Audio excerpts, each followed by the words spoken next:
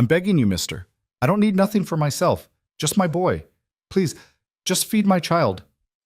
Those words stopped Eli Crowder dead in his tracks on a frozen Wyoming trail in 1874. A woman he'd never seen before collapsed at his horse's feet, clutching a fever-burning child against her chest. Her eyes held something Eli recognized too well, the kind of desperation that comes when you've got one breath left and nowhere else to turn.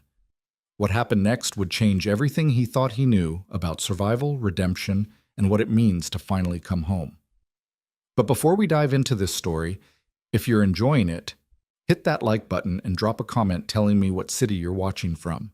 I love seeing how far these stories travel. The wind cut across the high plains like a knife that November evening, carrying with it the promise of early snow.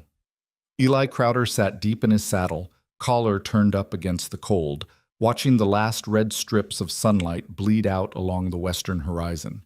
His ranch lay another hour's ride ahead, a small, sturdy place he'd built with his own hands after the war, when building something felt like the only way to forget what he'd torn down. He was a man of 32 who looked 40, with lines carved deep around his eyes and a beard more gray than brown. The war had done that, the war and what came after. The trail home was familiar, worn smooth by his horse's hooves over 5 years of the same routine. Check the fences on the northern pasture, ride into town for supplies once a month, speak to no one more than necessary, and return to the silence of his land. It was a good life for a man who'd decided he was done with people. That's why the shape in the road ahead didn't register at first.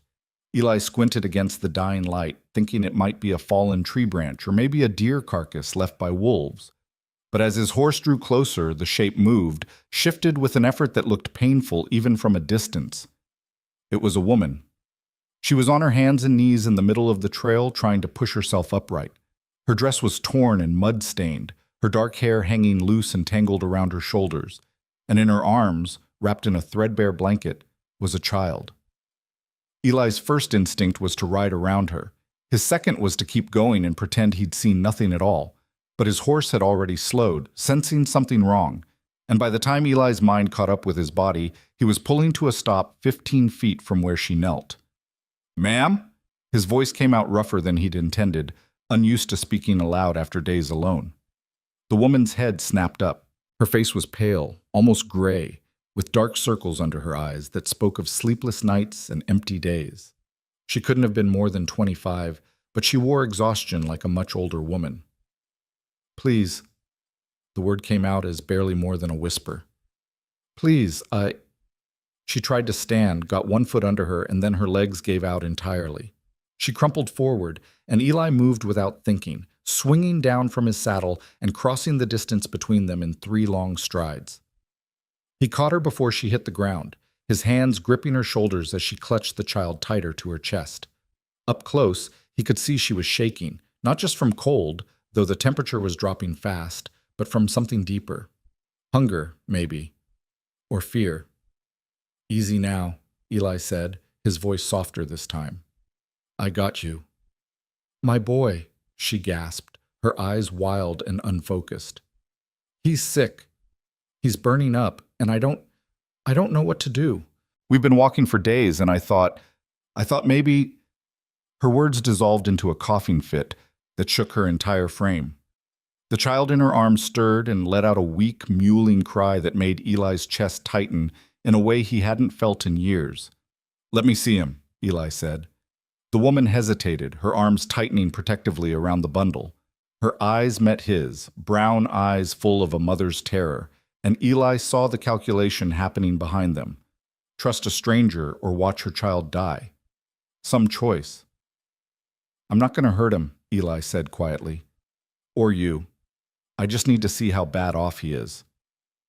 Something in his tone must have reached her, because slowly, carefully, she loosened her grip enough for Eli to pull back a corner of the blanket.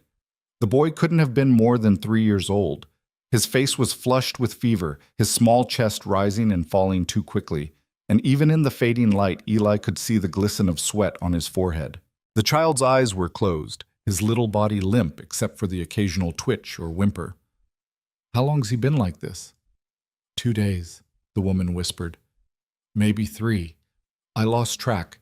He was fine, and then he just—" He started burning up and I couldn't make it stop. I tried everything I know. I tried. Her voice broke, and Eli felt something crack open inside his chest. Something he'd boarded up and buried deep after Shiloh. After he'd come home to find his own house empty and his own family gone. "What's your name?" he asked. "Hannah." She swallowed hard. "Hannah Reed, and this is Samuel, my Sam." "I'm Eli Crowder. My ranch is about an hour west of here." He straightened up, making his decision before he could talk himself out of it. "You can't stay out here tonight. Temperature's going to drop below freezing, and the boy needs to be somewhere warm."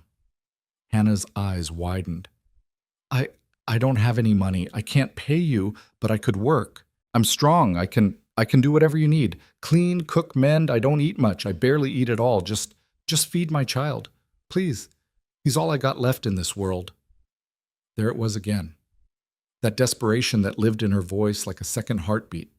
Eli looked down at her, this woman on her knees in the dirt, begging him for mercy she probably shouldn't expect from a stranger on a lonely trail. He thought about all the reasons he should say no. Thought about the complications and the questions and the way people in town would talk. Then he thought about the boy's fever-bright face and the way Hannah's hand shook as she held him. "Get up," Eli said, offering his hand. "Both of you are coming with me." The ride to the ranch was slow and difficult. Hannah was too weak to sit a horse on her own, so Eli had her ride in front of him, the child cradled between them. She was light, too light, and he could feel every bone in her back through the thin fabric of her dress. When was the last time this woman had eaten a real meal? She didn't speak during the ride, and neither did Eli. What was there to say?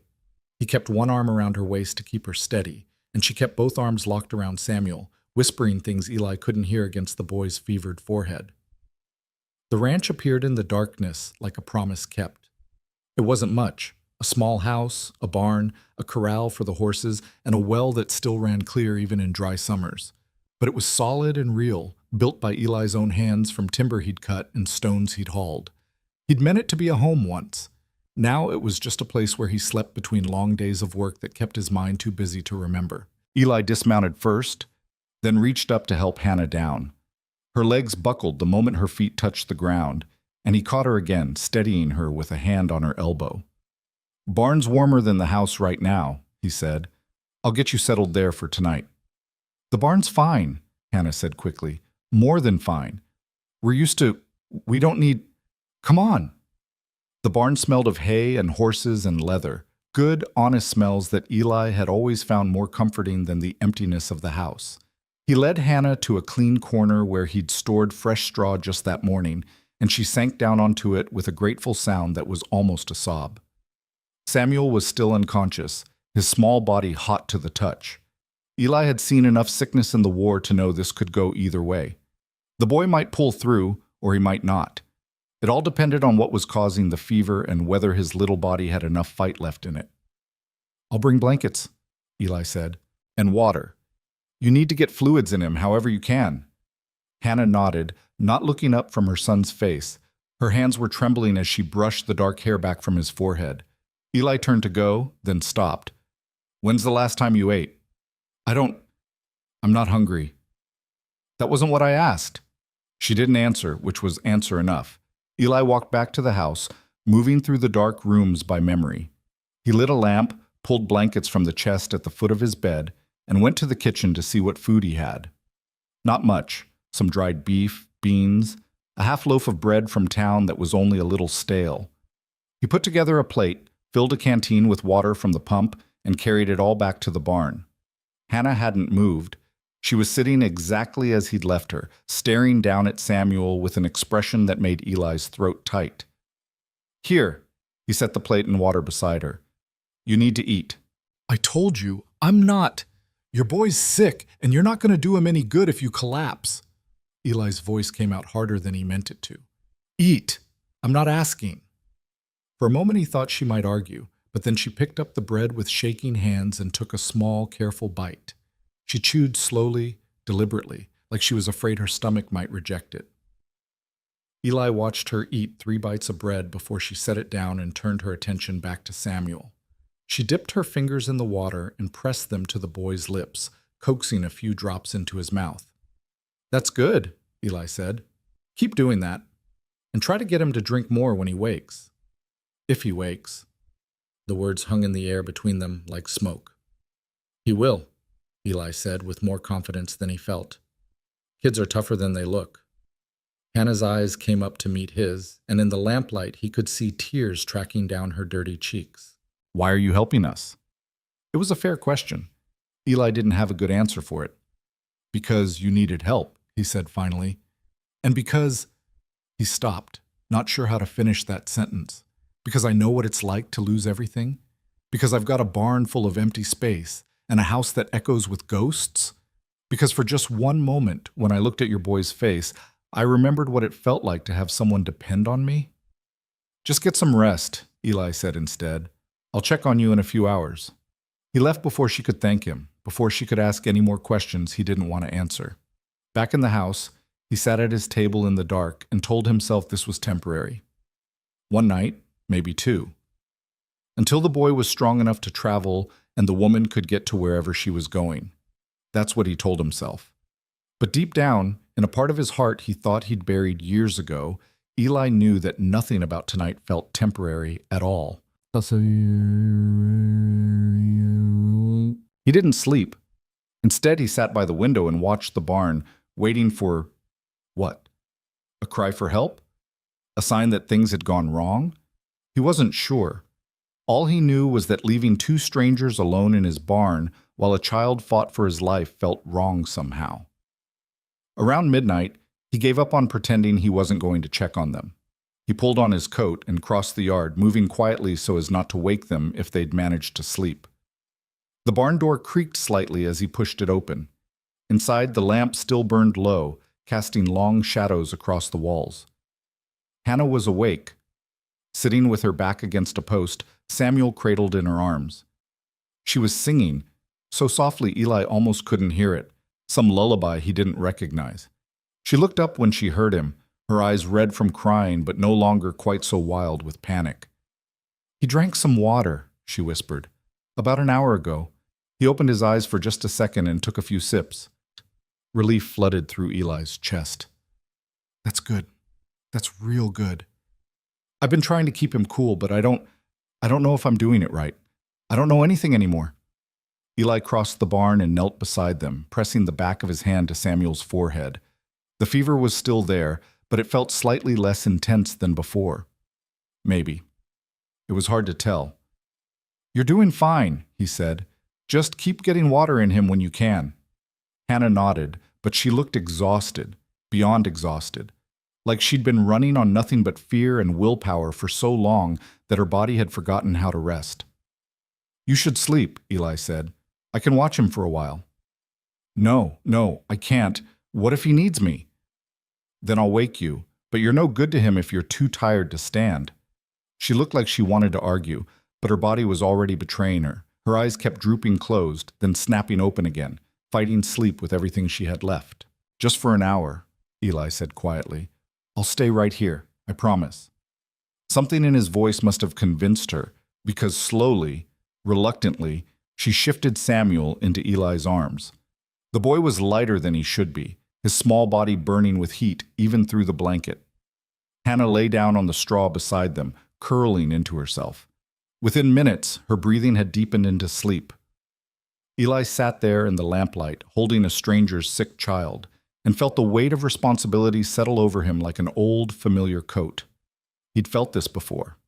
In the war, when he'd been responsible for the young soldiers in his unit. And before that, in another life that felt like it belonged to someone else entirely. He looked down at Samuel's face, at the way the boy's small hand had curled into a fist against his chest, and felt something shift inside him. Something that had been frozen for so long he'd forgotten it could thaw. "You're gonna be all right, kid," he whispered, not sure if he was trying to convince the boy or himself. "Your mama's not gonna let anything happen to you, and I guess, for tonight at least, neither am I." Samuel stirred slightly in his arms, his fever-bright face turning toward Eli's chest as if searching for comfort. Without thinking, Eli began to hum, low and quiet, an old tune his own mother had sung to him a lifetime ago. Outside, the wind picked up, rattling the barn doors and carrying with it the first flakes of snow. Winter was coming early this year, but inside, surrounded by the smell of hay and horses and the quiet breathing of two people who'd stumbled into his life by chance, Eli felt something he hadn't felt in years. He felt needed, and maybe, just maybe, that wasn't such a terrible thing after all. Dawn came slowly, painting the sky in shades of gray and pink that filtered through the barn's high windows. Eli had dozed off at some point, his back against the post, Samuel still cradled in his arms. He woke to the sound of Hannah stirring beside him. She sat up quickly, panic flashing across her face. "Sam, he's fine," Eli said quickly. "Fever broke about an hour before dawn. He's sleeping now, real sleep, not fever sleep." Hannah's eyes filled with tears again. But these were different. These were relief and gratitude and something else Eli couldn't quite name. She reached out with trembling hands, and Eli carefully transferred Samuel back to her arms. The boy looked better. His color was closer to normal, and his breathing had evened out. He was still thin and weak, but the immediate crisis seemed to have passed. "Thank you," Hannah whispered, pressing her lips to her son's forehead. "Thank you, thank you." "Don't thank me yet," Eli said, getting stiffly to his feet. His back protested, the night spent on the barn floor. "He's still weak. Needs food and rest. And you." He looked at Hannah, taking in her hollow cheeks and the way her dress hung on her frame. "You need the same." "We'll be out of your way soon as he can travel," Hannah said quickly. "I don't want to be any trouble." "Where are you headed?" The question seemed to catch her off guard. She looked away, her arms tightening around Samuel. "West. I thought, there's supposed to be work in the mining towns. Cooking, laundry. I'm good with my hands." "Those mining camps are no place for a woman alone," Eli said flatly, "especially not with a child." "I don't have anywhere else to go." The words came out flat and final, and Eli heard the whole story in them. Whatever Hannah was running from, whatever had put her on that trail alone with a sick child, she'd reached the end of every other option. "All right," he said after a moment, "here's what's going to happen. You and the boy are going to stay here until he's strong enough to travel proper. Could be a few days, could be a week. You can have the barn. I'll make it more comfortable. And I'll bring you food. You don't work for it. You don't owe me for it. You just rest and take care of your son." Hannah stared at him like he'd spoken a foreign language. Why would you do that?" Eli thought about all the reasons he probably shouldn't. Thought about his carefully constructed solitude and the life he'd built around keeping people at arm's length. Thought about how much easier it would be to point her toward town, maybe give her a few dollars and send her on her way. But when he opened his mouth, what came out was, "Because you need help, and because I've got space going to waste anyway." It wasn't the whole truth, wasn't even close, but it was all Eli was prepared to admit out loud. Hannah's eyes searched his face, looking for the catch, the hidden price, the ulterior motive. Whatever she saw there must have satisfied her because she nodded slowly. "Just until Sam's strong," she said. "Then we'll go. I promise we won't be any trouble." Eli almost laughed at that. These two had been trouble from the moment he'd spotted them on the trail, but it was the kind of trouble that reminded him what it felt like to be human again, and maybe, just maybe, that was worth something. "Get some more sleep," he said, heading for the door. "I'll bring breakfast in an hour." As he crossed the yard back to the house, snowflakes were starting to fall in earnest, covering the ground in a thin white blanket. The first snow of the season. Eli tilted his face up to the sky and let the cold flakes melt against his skin. Behind him, in the barn, a woman who'd been prepared to beg for her child's life was finally resting, and a boy who'd been burning with fever was breathing easy again. It was just one night, just one act of basic human decency. But as Eli stood there in the falling snow, feeling the weight of another person's trust settling on his shoulders, he couldn't shake the feeling that something had changed. Some door he'd thought was permanently closed had cracked open again, letting in a sliver of light he'd learned to live without. He told himself it didn't mean anything, told himself that in a week or two they'd be gone and his life would return to normal. But deep down, in a place he didn't want to examine too closely, Eli suspected nothing would ever be quite the same again. And standing there in the snow, watching smoke rise from his chimney and listening to the quiet sounds of morning on his land, he found he didn't entirely mind. But Inside the house, Eli stood at his stove, frying eggs and bacon with more care than he usually bothered with. He cut bread into thick slices and set coffee to boil, trying to remember the last time he'd cooked for anyone but himself. The answer came unbidden, 5 years ago, before he'd left for the war. His wife, Sarah, had been pregnant with their first child. He'd made her breakfast every morning, watching her eat with the kind of focused attention that came from knowing he might not get many more chances. He'd been right about that, though not in the way he'd feared. Eli shook his head, pushing the memories away. This wasn't about Sarah or the child he'd never met. This was about a woman who needed help and a boy who deserved to live. That was all. That was enough. He loaded everything onto a tray, more food than Hannah and Samuel could possibly eat, but he figured she needed to build her strength back up. Then he pulled on his coat again and headed back out into the snow. The barn felt warmer this time, or maybe that was just knowing that the people inside were safe and resting. Hannah was awake, sitting with her back against the post, watching Samuel sleep. She looked up when Eli entered, something wary still in her eyes, but also something softer. Gratitude, maybe. Or just bone-deep exhaustion finally beginning to ease. "Brought breakfast," Eli said, setting the tray down beside her. "It's not fancy, but it's hot." Hannah stared at the food like she couldn't quite believe it was real. Her hand reached out, then hesitated, pulling back. "It's all right," Eli said quietly. "Go ahead." She picked up the fork with trembling fingers and took a bite of eggs. Her eyes closed, and a sound escaped her throat that might have been a sob or a sigh of relief. She ate slowly, carefully, like her body wasn't quite sure what to do with real food after going without for so long. Eli busied himself with checking Samuel while she ate, giving her privacy to be hungry without being watched. The boy was definitely improving. His color was better, and when Eli touched his forehead, the fever was barely there, just a lingering warmth that would probably fade completely by evening. "He looks better," Hannah said between bites. "He looks—" Her voice caught. "He looks like my Sam again." "He's a fighter," Eli said. "Takes after his mama, I'd guess." A ghost of a smile crossed Hannah's face, there and gone so quickly Eli almost missed it. His father always said Sam was stubborn as a mule. Wouldn't take no for an answer about anything. It was the first time she'd mentioned Samuel's father. Eli waited to see if she'd say more, but she just kept eating, her eyes fixed on her son. "Where's his father now?" Eli asked, keeping his voice casual. The fork paused halfway to Hannah's mouth. Her face went carefully blank, the kind of blank that meant the answer was complicated and painful and none of Eli's business. "Gone," she said finally. "That's all that matters." Fair enough. Everyone had their secrets. Eli certainly had his. "Listen," he said, straightening up. "I meant what I said earlier.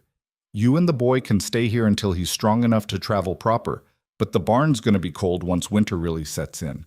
I've been thinking the house has a spare room, nothing fancy, but it's got a real bed and a stove. Might be better for the boy." Hannah's eyes widened. "I couldn't. That's too much. We're fine here, really. We've slept in worse places." "I'm sure you have. But you don't have to anymore, not while you're here." She studied him with those tired brown eyes, searching for something. "Why are you being so kind to us? You don't even know us." Eli thought about how to answer that. The truth was complicated, wrapped up in guilt and grief, and the memory of coming home to an empty house and promises he'd been too late to keep.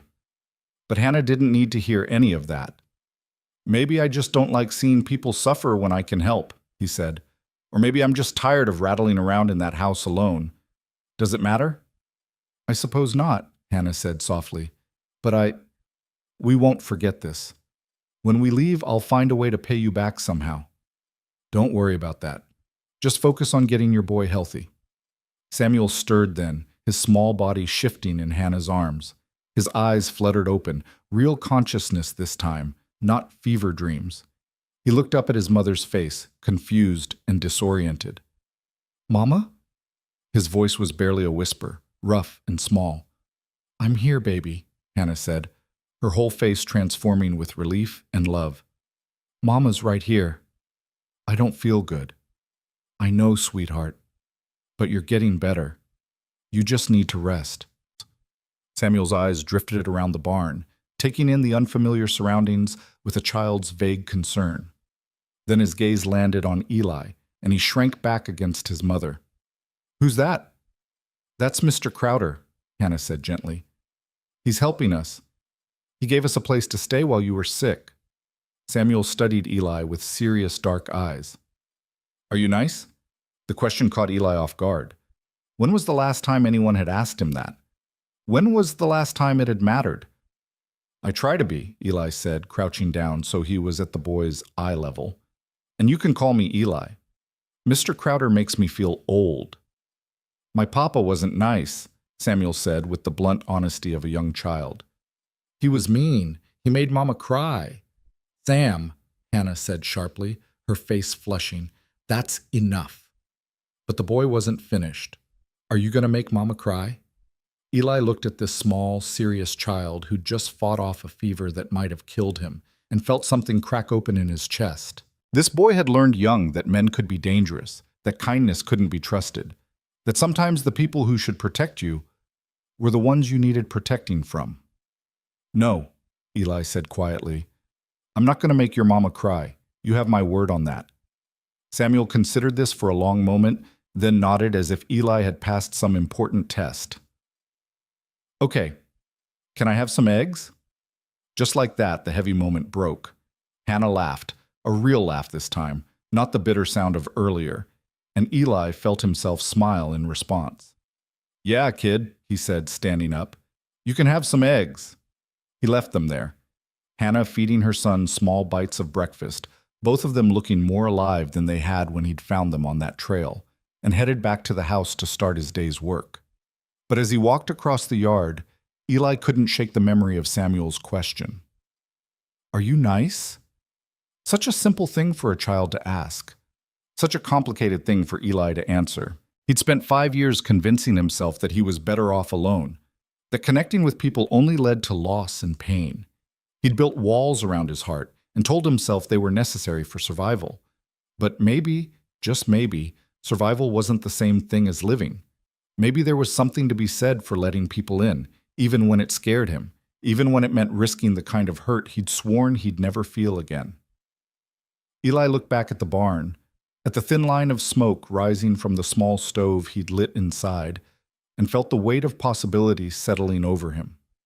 One night had turned into a day. A day might turn into a week. And a week? Well, Eli tried not to think about what a week might turn into. For now, he had work to do. Fences to check, animals to tend, a life to maintain. But for the first time in 5 years, that life didn't feel quite so empty. And that, Eli thought as he headed toward the barn to start his morning chores, was something worth holding on to, even if he didn't quite know what to do with it yet. 3 days passed before Eli finally convinced Hannah to move into the house. She'd resisted at first, insisting the barn was perfectly adequate, that she didn't want to intrude any more than she already had. But when the temperature dropped well below freezing on the third night and Samuel started coughing again, Eli didn't give her a choice. He simply showed up at the barn with blankets, scooped the boy into his arms, and started walking toward the house. Hannah had followed without another word of protest. The spare room was small, barely large enough for the narrow bed and washstand Eli had moved in from storage, but it was warm and dry and infinitely better than sleeping on straw. Hannah stood in the doorway that first night, staring at the room like she couldn't quite believe it was real, her arms wrapped tight around herself. "The door locks from the inside," Eli said quietly, showing her the simple latch. "You don't have to use it, but it's there if it makes you feel safer." Something flickered across Hannah's face, relief mixed with a sadness that suggested she'd learned the hard way why locked doors mattered. She nodded once, not meeting his eyes. "Thank you," she whispered. Eli left them to settle in, closing the door to his own room at the far end of the short hallway. He lay awake for a long time that night, listening to the unfamiliar sounds of other people in his house, the creak of floorboards as Hannah moved around, the soft murmur of her voice as she sang Samuel to sleep, the quiet that followed, different somehow from the silence he'd grown accustomed to. It should have felt like an intrusion. Instead, it felt like something long dead was slowly coming back to life. By the fourth morning, a routine had begun to establish itself without anyone planning it. Eli rose before dawn as always, started coffee on the stove, and was halfway through frying eggs when Hannah appeared in the kitchen doorway. She looked better than she had on the trail. Her face had some color now, and her eyes didn't hold quite the same desperate edge. But she still moved with the careful wariness of someone who'd learned not to trust good fortune. "You don't have to cook for us," she said, hovering at the threshold like she wasn't sure she was allowed to enter.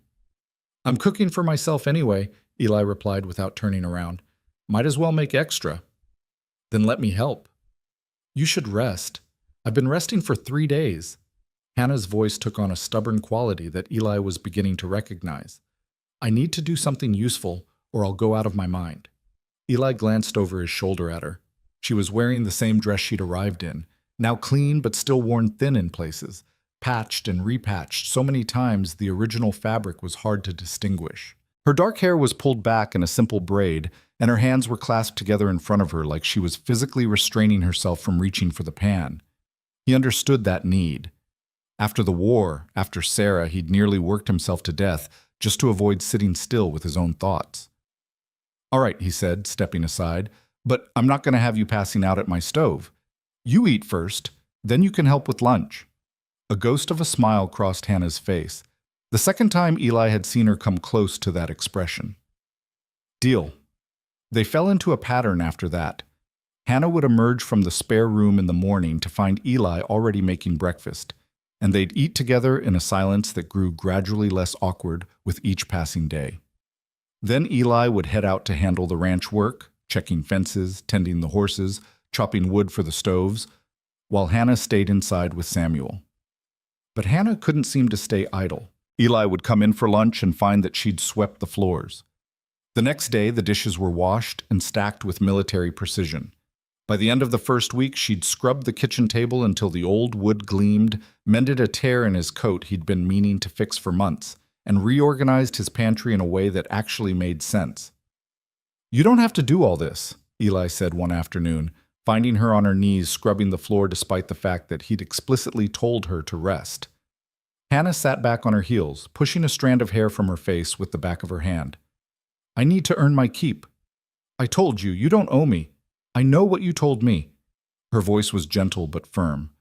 "But I can't just sit here accepting charity while you work yourself half to death keeping this place running. It's not in me to do nothing."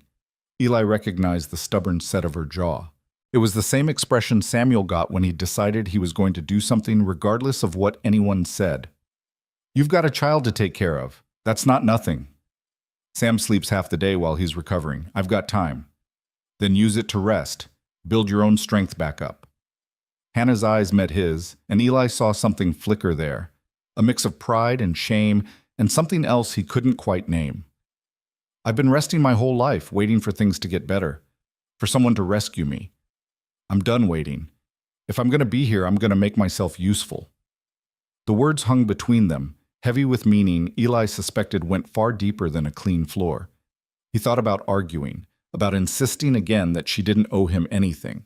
But he also understood the bone-deep need to feel like you were contributing something, anything, to justify taking up space in the world. "Fine," he said finally, "but you work at your own pace. And if I catch you pushing yourself too hard, we're going to have words." That ghost of a smile appeared again, staying a little longer this time. "Yes, sir." "And stop calling me sir. Makes me feel like I'm back in the army." "Yes, Eli." He left her to her scrubbing, shaking his head but unable to suppress a smile of his own. Stubborn woman. She reminded him of Sarah in that way. That same quiet determination that meant she'd run herself into the ground before admitting she needed help. The thought of his wife should have hurt. Usually did, like pressing on a bruise that never quite healed. But this time it just felt distant, like a memory that belonged to someone else. Samuel was getting stronger every day. By the end of the first week, he was up and walking around, though he tired easily and still napped for hours each afternoon. He was a quiet child, too quiet, Eli thought, for a boy his age. But when he did speak, it was usually to ask questions. "Why don't you got a wife?" Samuel asked one morning, appearing at Eli's elbow while he was repairing a saddle in the barn. Eli's hands stilled on the leather. "Used to have one. She died while I was away at war." "Oh." Samuel considered this with a seriousness that seemed far too old for a 3-year-old. That's sad. Yeah, it is. Did you cry? The blunt question should have felt intrusive, but there was no malice in it, just genuine curiosity from a child who was still figuring out how the world worked. Yeah, Eli said quietly. I cried. Samuel nodded as if this made perfect sense. He watched Eli work for a few more minutes, then asked, Do you got any kids? This question hit harder. Eli's hands tightened on the saddle, and he had to force himself to keep breathing normally. No, I don't. How come? Because my wife was pregnant when I left for the war, and she died in childbirth before I made it home. Because I came back to an empty house and 2 graves in the churchyard. And sometimes I still wake up thinking I hear a baby crying. Because I've spent 5 years trying not to imagine what my child might have looked like. But Eli couldn't say any of that to a 3-year-old. Just didn't work out that way, he said instead. Samuel seemed to accept this. He wandered over to pet one of the horses, his small hand gentle on the animal's nose. I like it here, he said after a moment. It's nice. Mama doesn't cry as much. Eli's throat went tight. She cried a lot before? All the time, when Papa was around. After he left, she tried to hide it, but I could still hear her at night. Samuel looked back at Eli with those 2 serious eyes. She doesn't cry here. That means you're nice, right?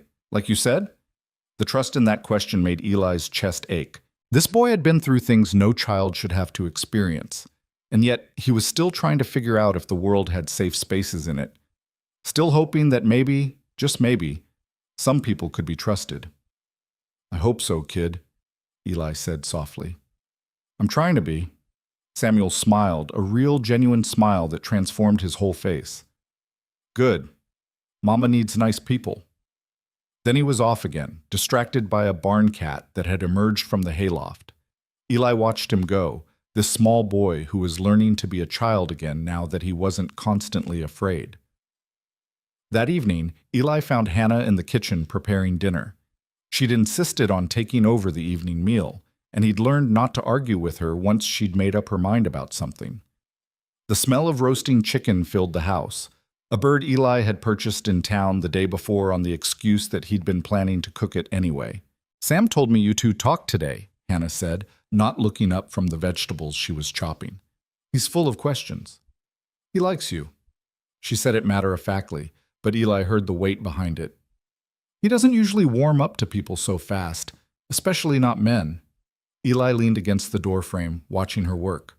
Her movements were efficient and practiced, the kind that came from years of cooking in difficult circumstances with limited resources. He asked about my wife. Hannah's knife paused for just a fraction of a second. I hope that was all right. I told him it wasn't polite to pry, but he doesn't always understand. It's fine, Eli interrupted. Kid's just curious. Nothing wrong with that. She resumed chopping, but Eli could see the tension in her shoulders. He said your wife died in the war. During it, anyway. Eli moved into the kitchen, pouring himself coffee from the pot that always seemed to be warm now that Hannah was around. I was gone when it happened. Didn't even know she'd passed until I came home. I'm sorry. It was a long time ago. Hannah glanced at him then, and something in her eyes suggested she understood that time didn't heal all wounds. It just taught you how to live with them. Still, I'm sorry you had to come home to that. They worked in companionable silence after that. Hannah cooking and Eli setting the table, a task he'd never bothered with when eating alone, but that seemed important now. When dinner was ready, Hannah called Samuel in from where he'd been playing with a carved horse Eli had found in a trunk of old belongings. They sat together at the table, Eli at one end, Hannah and Samuel at the other, and ate the best meal Eli had tasted in years. Hannah had somehow made that chicken tender and flavorful, and the vegetables were seasoned with herbs Eli didn't even know he had in his pantry. This is really good, he said, and meant it. Hannah ducked her head, but he caught the pleased flush that colored her cheeks. It's nothing special, just simple cooking. Mama's the best cook, Samuel announced through a mouthful of chicken. She can make anything taste good, even when we didn't have nothing but beans. Anything, not nothing, Hannah corrected gently. And don't talk with your mouth full. Samuel swallowed obediently, then grinned at Eli. Mama says I need to mind my manners so I can grow up to be a gentleman. Your mama's right, Eli said. Manners matter. Did you got good manners when you were little? Had, Hannah corrected. Did you have good manners?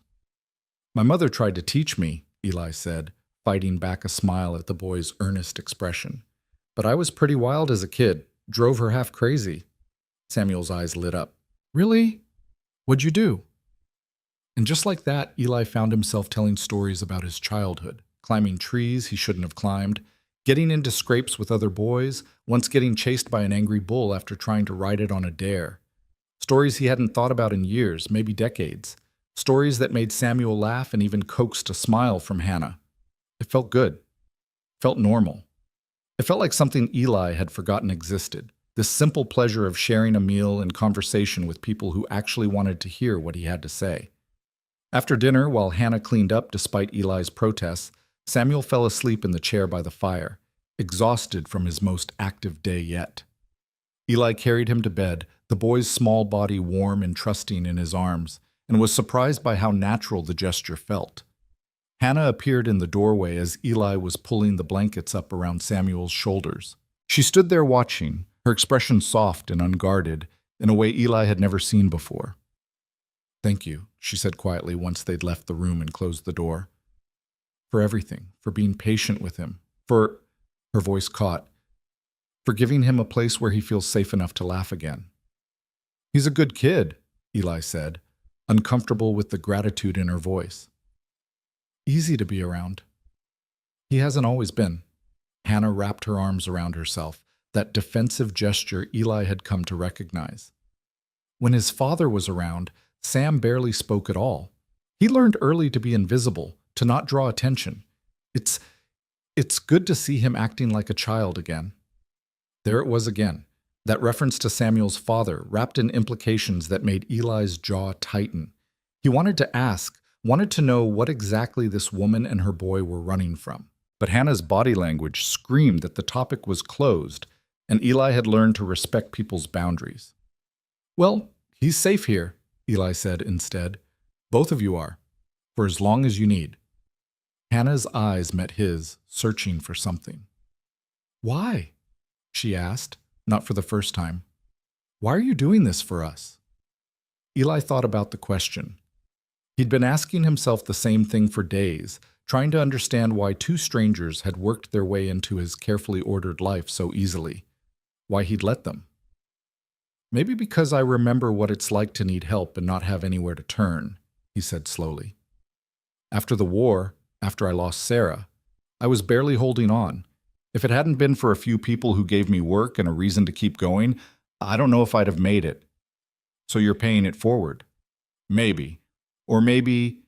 He stopped, not sure how to articulate the truth. Maybe I've been alone too long. Maybe having you and Sam here reminds me what it feels like to be part of something again. Hannah's expression softened. You must have been lonely. I told myself I preferred it that way, convinced myself that being alone was safer than risking... He gestured vaguely, unable to finish the sentence.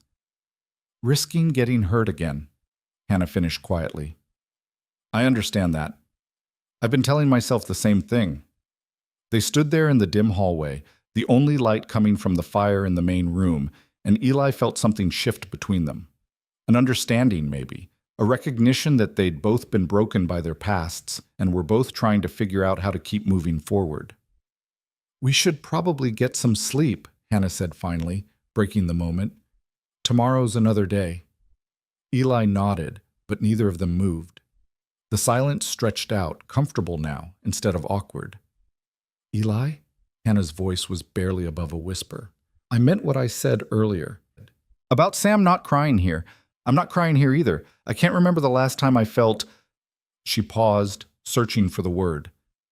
Safe. Really, truly safe. So thank you for that. Before Eli could respond, she'd slipped past him into her room, closing the door softly behind her. He stood there for a long moment, staring at that closed door, feeling the weight of her words settle over him like a blanket. Safe. Such a simple thing, such a necessary thing. And somehow, without meaning to, he'd given that to her. The realization made something warm unfold in his chest, something that felt dangerously close to purpose. The next morning dawned cold and clear. Eli woke to the smell of coffee already brewing and found Hannah in the kitchen, fully dressed and looking more rested than she had since arriving. She smiled when she saw him, a real smile this time, not the ghost of one. "Morning," she said. "I hope you don't mind, but I started breakfast. Figured I owed you after you've been cooking for us all week." "You don't owe me anything," Eli said automatically, but he was secretly pleased. The kitchen felt warmer with her in it, more alive somehow.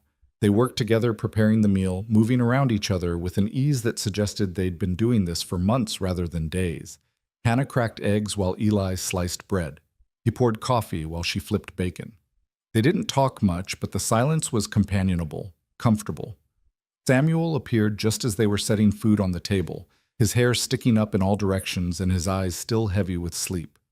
He climbed into his chair without prompting and dug into his breakfast with the enthusiasm of a child who was finally healthy enough to have an appetite again. "Can I go outside today?" he asked between bites. "I want to see the horses." Hannah's expression immediately turned cautious. "I don't know, sweetheart. It's awfully cold. I'll bundle him up," Eli interrupted.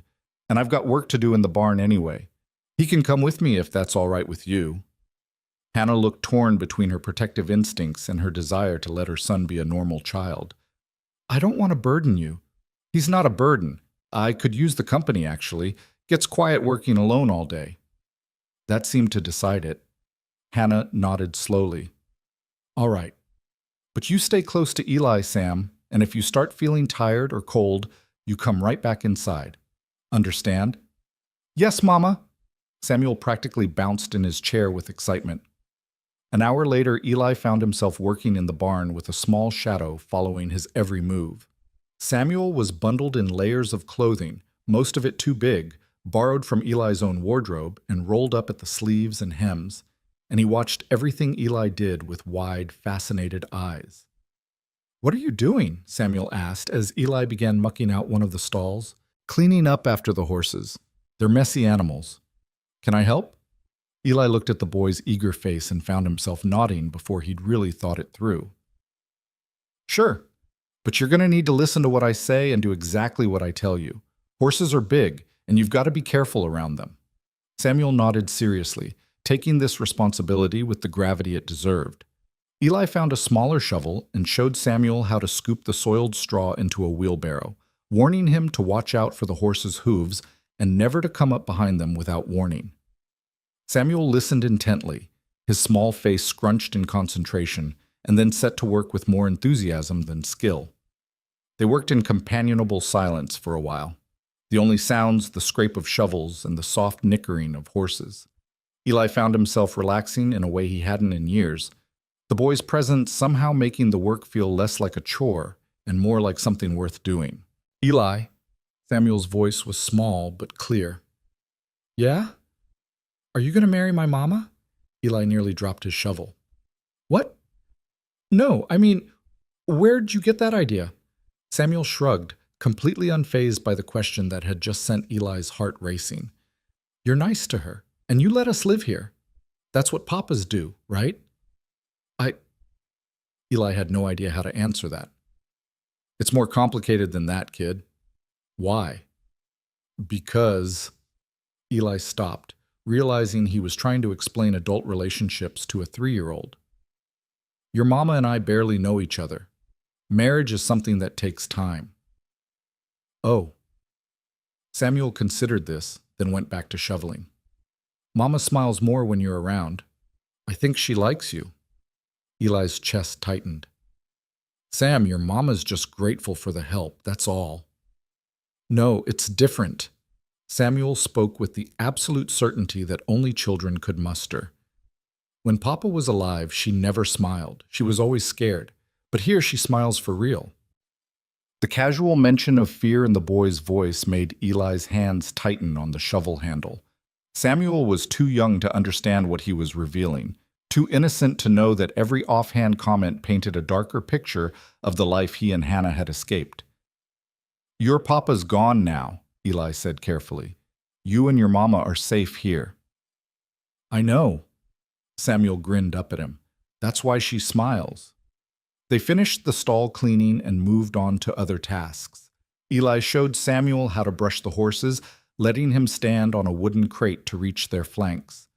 The boy was gentle and patient, talking to the animals in a soft voice that reminded Eli painfully of his own childhood. Hannah appeared in the barn doorway around midday, carrying a basket covered with a cloth. "I thought you two might be hungry," she called. Samuel abandoned his brushing and ran to her, chattering excitedly about everything he'd learned.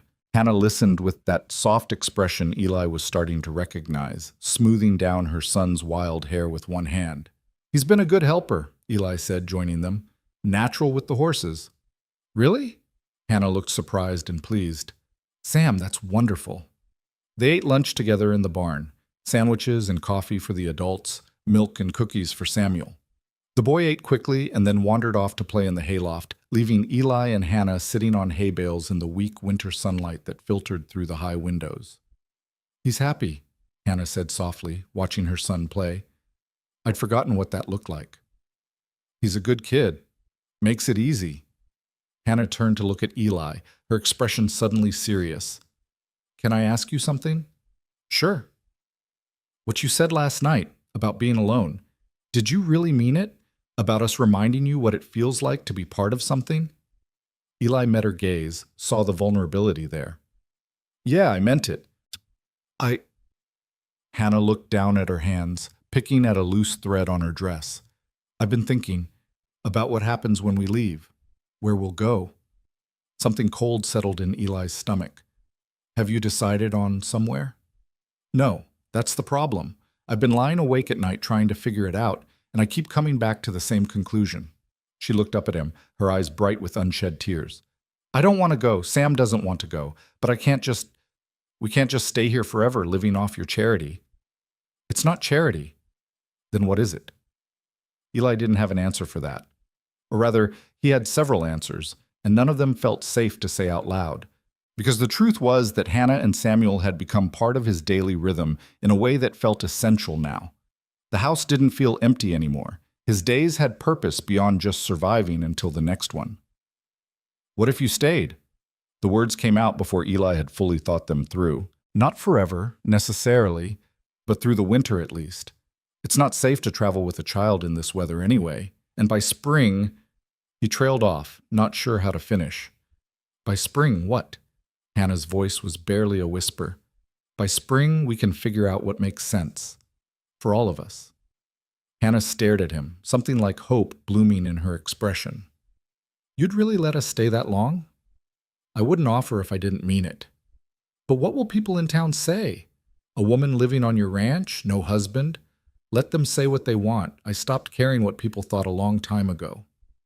Eli leaned forward, his voice earnest. "Hannah, I meant what I said. You're safe here, both of you. And if staying means you don't have to worry about where your next meal is coming from or whether you'll have a roof over your head, then that's what you should do."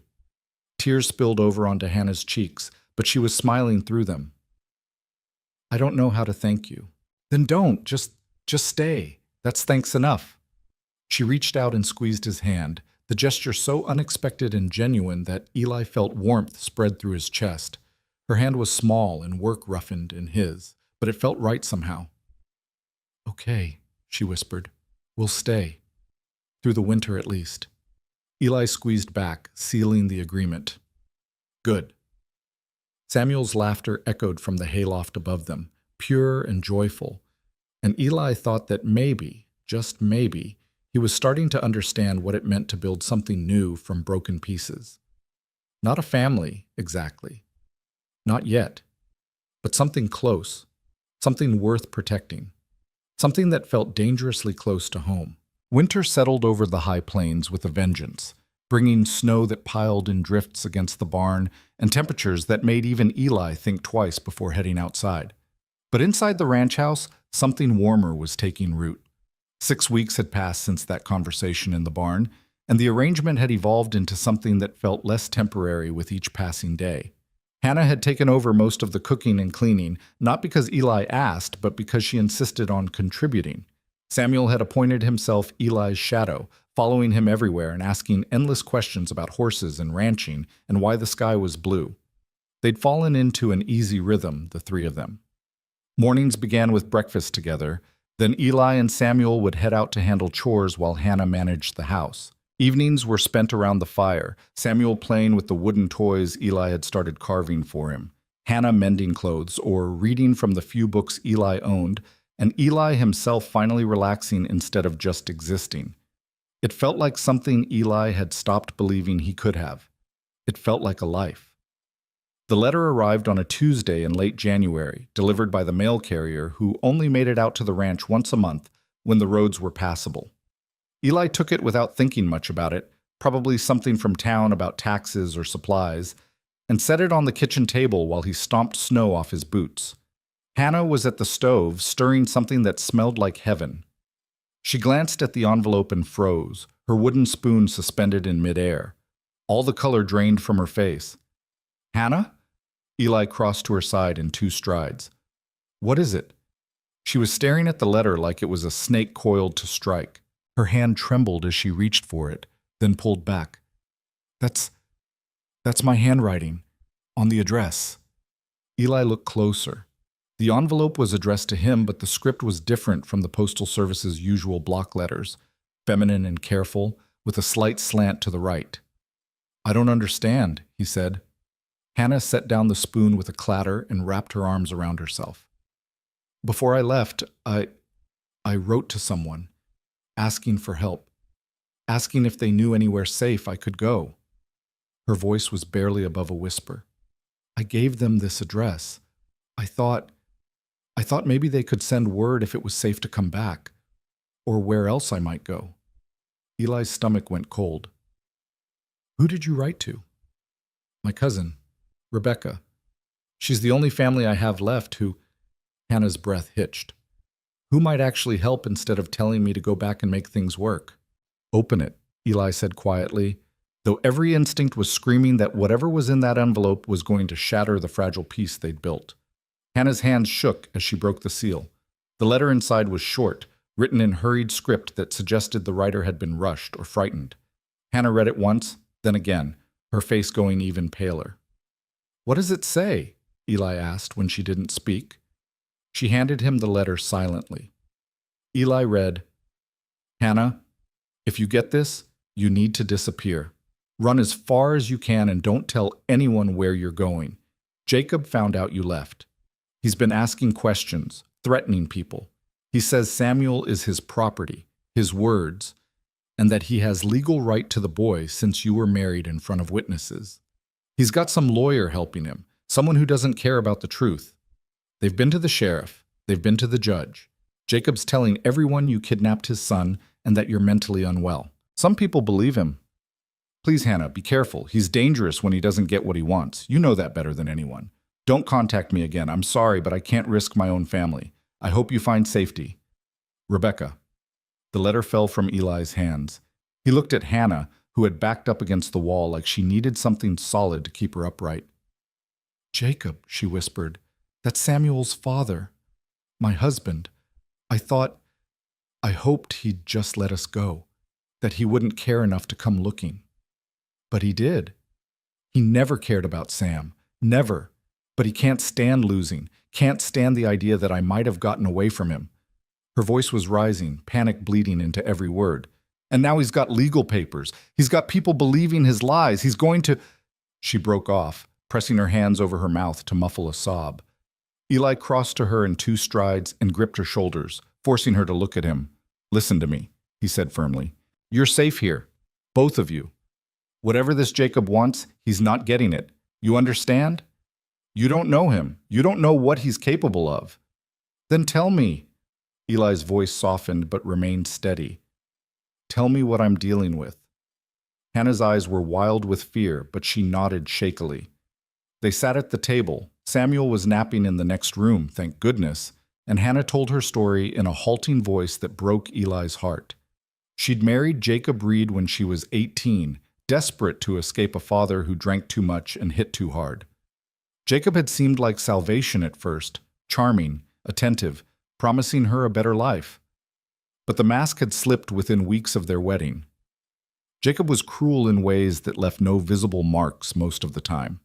He controlled every aspect of Hannah's life, from what she ate to who she could speak to. When Samuel was born, Jacob had been furious that the child was a boy, ranting about not wanting competition for Hannah's attention. "He never hit Sam," Hannah said, her voice hollow. "But he made it clear that the boy was a burden, that we both were. He'd disappear for weeks at a time, come back drunk and angry, and take out his frustrations on me. Sam learned to hide when his father came home, learned to be invisible." "How'd you get away?" Eli asked, his jaw so tight it hurt. "Jacob left for a cattle drive last fall. Said he'd be gone for 2 months.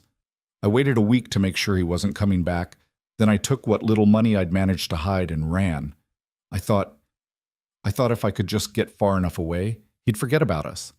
Find some other woman to torment." She laughed bitterly.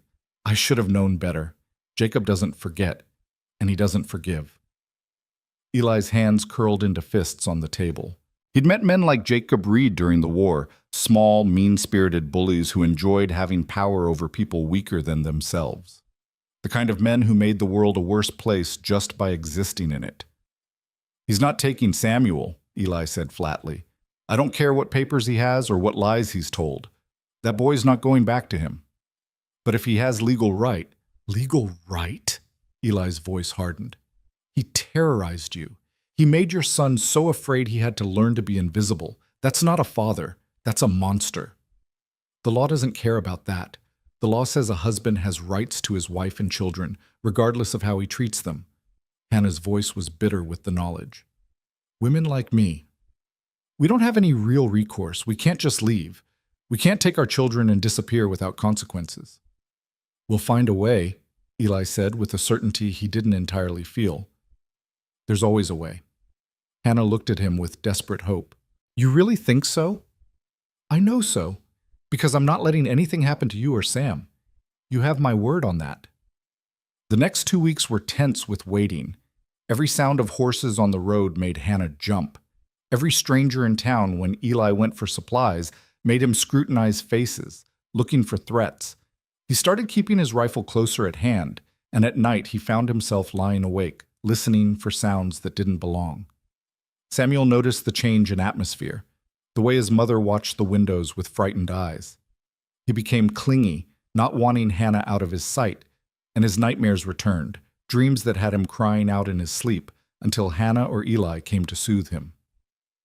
"Mama, are we leaving?" Samuel asked one morning while they were feeding the chickens. The question was small and scared, the voice of a child who'd learned that good things never lasted.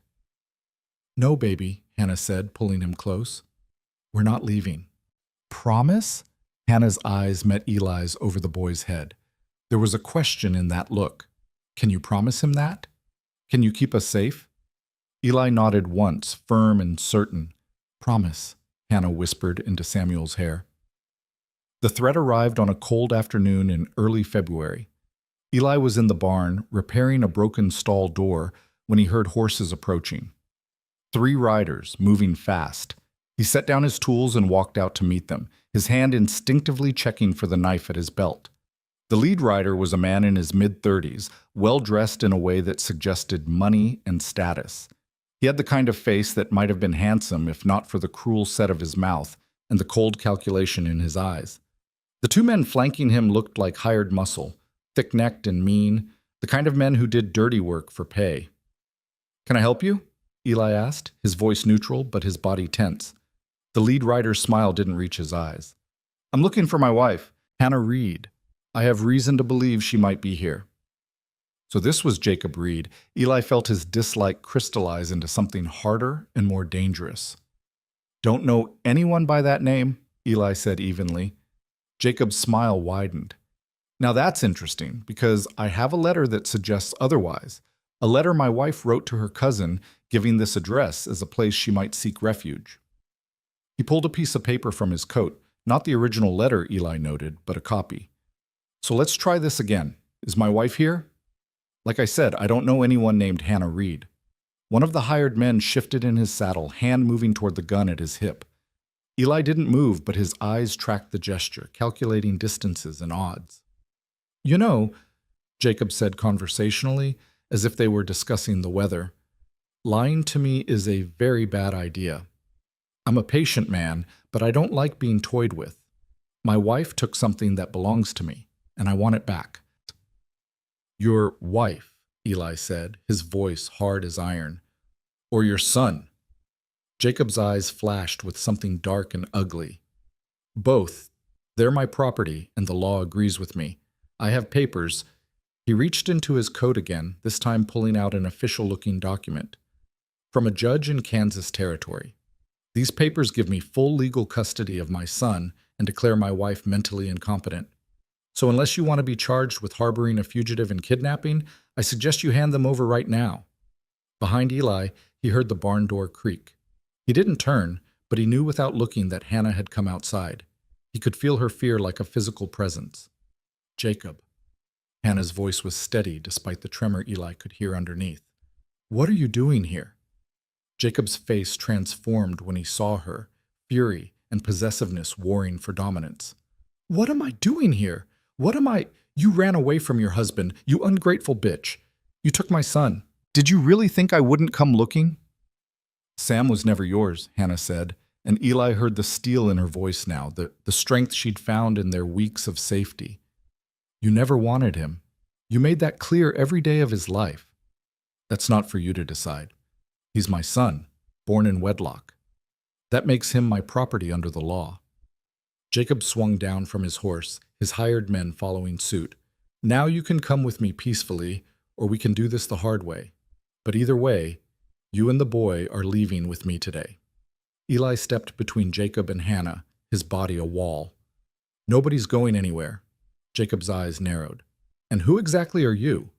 The owner of this ranch, which means you're on my property without permission. I'm going to have to ask you to leave. Not without my wife and son.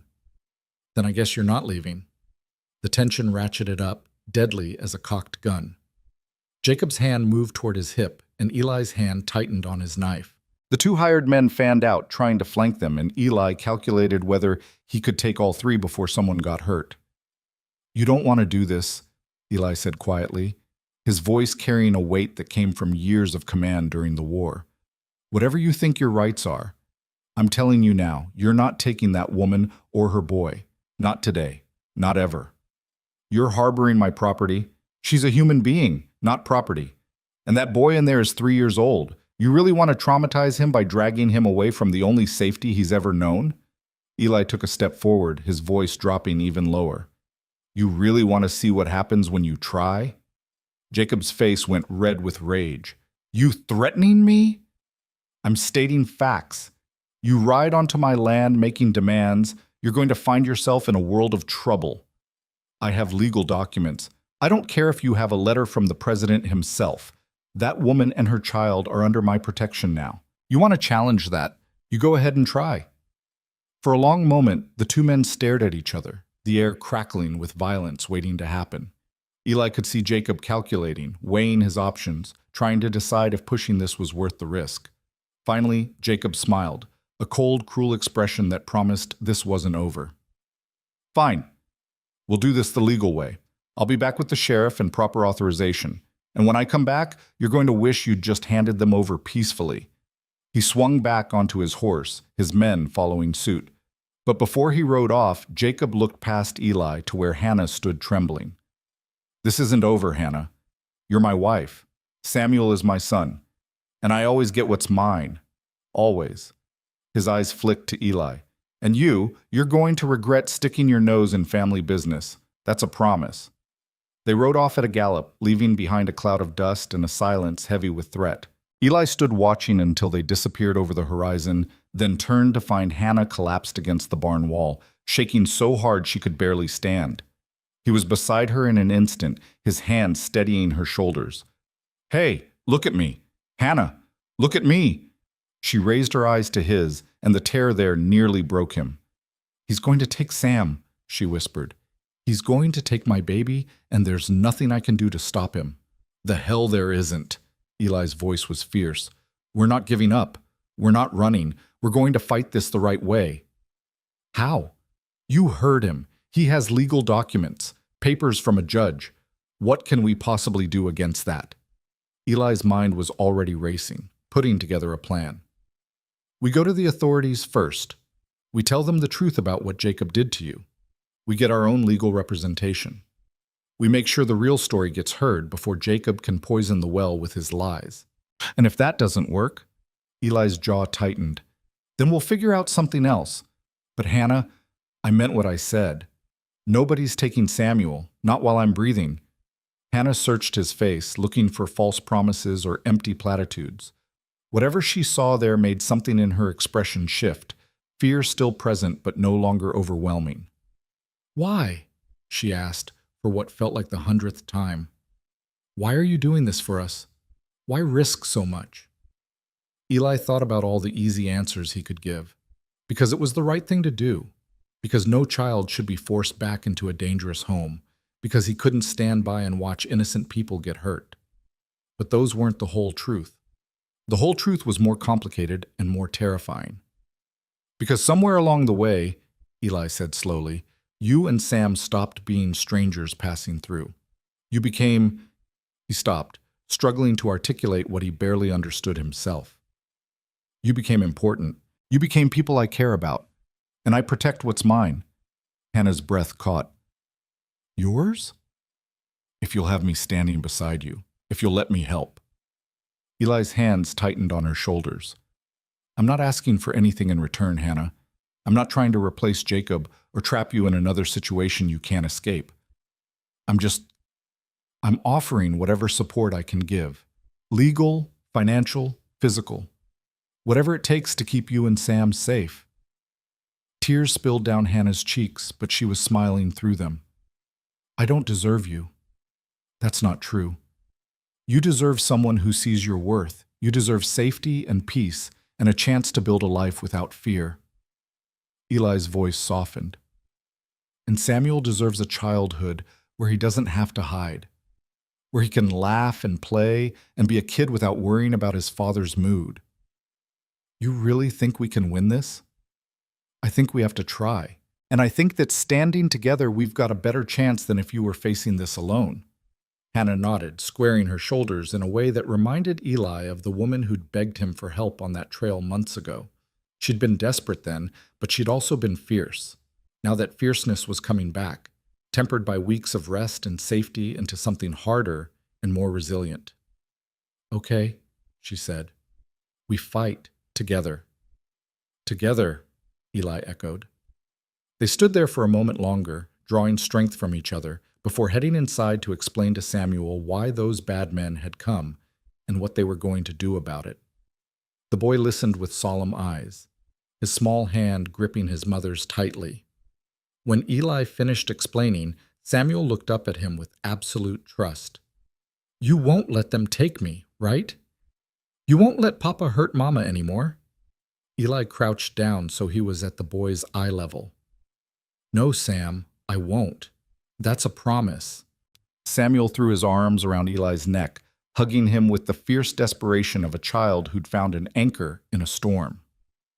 Over the boy's shoulder, Eli met Hannah's eyes and saw his own determination reflected back at him. They would fight this. They would win. Because failure wasn't an option when it meant losing the family he'd somehow, against all odds, been given a second chance to have. That night, after Samuel had finally fallen asleep, after being checked on 3 times because he was afraid the bad men would come back, Eli and Hannah sat at the kitchen table making plans. They would ride into town first thing in the morning. They would find a lawyer, explain the situation, get ahead of whatever lies Jacob was spreading. They would gather testimony from people who'd seen Hannah's condition when she arrived. They would build a case. What if it's not enough? Hannah asked quietly, her hands wrapped around a cup of coffee that had long since gone cold. Then we'll figure out something else, Eli said. But even as he spoke, a cold weight settled in his gut. Because the truth was, the law often favored men like Jacob Reed, men with money and connections and the ability to make people believe their version of events. And women like Hannah, women who dared to leave, who dared to protect their children, often found themselves with no good options. But Eli wasn't about to let that happen. Not this time. Not to Hannah and Samuel. Whatever it took, he'd find a way to keep them safe. even if it meant putting everything he had on the line. They left for town at dawn. The three of them bundled against the cold in the wagon Eli had loaded with blankets and supplies.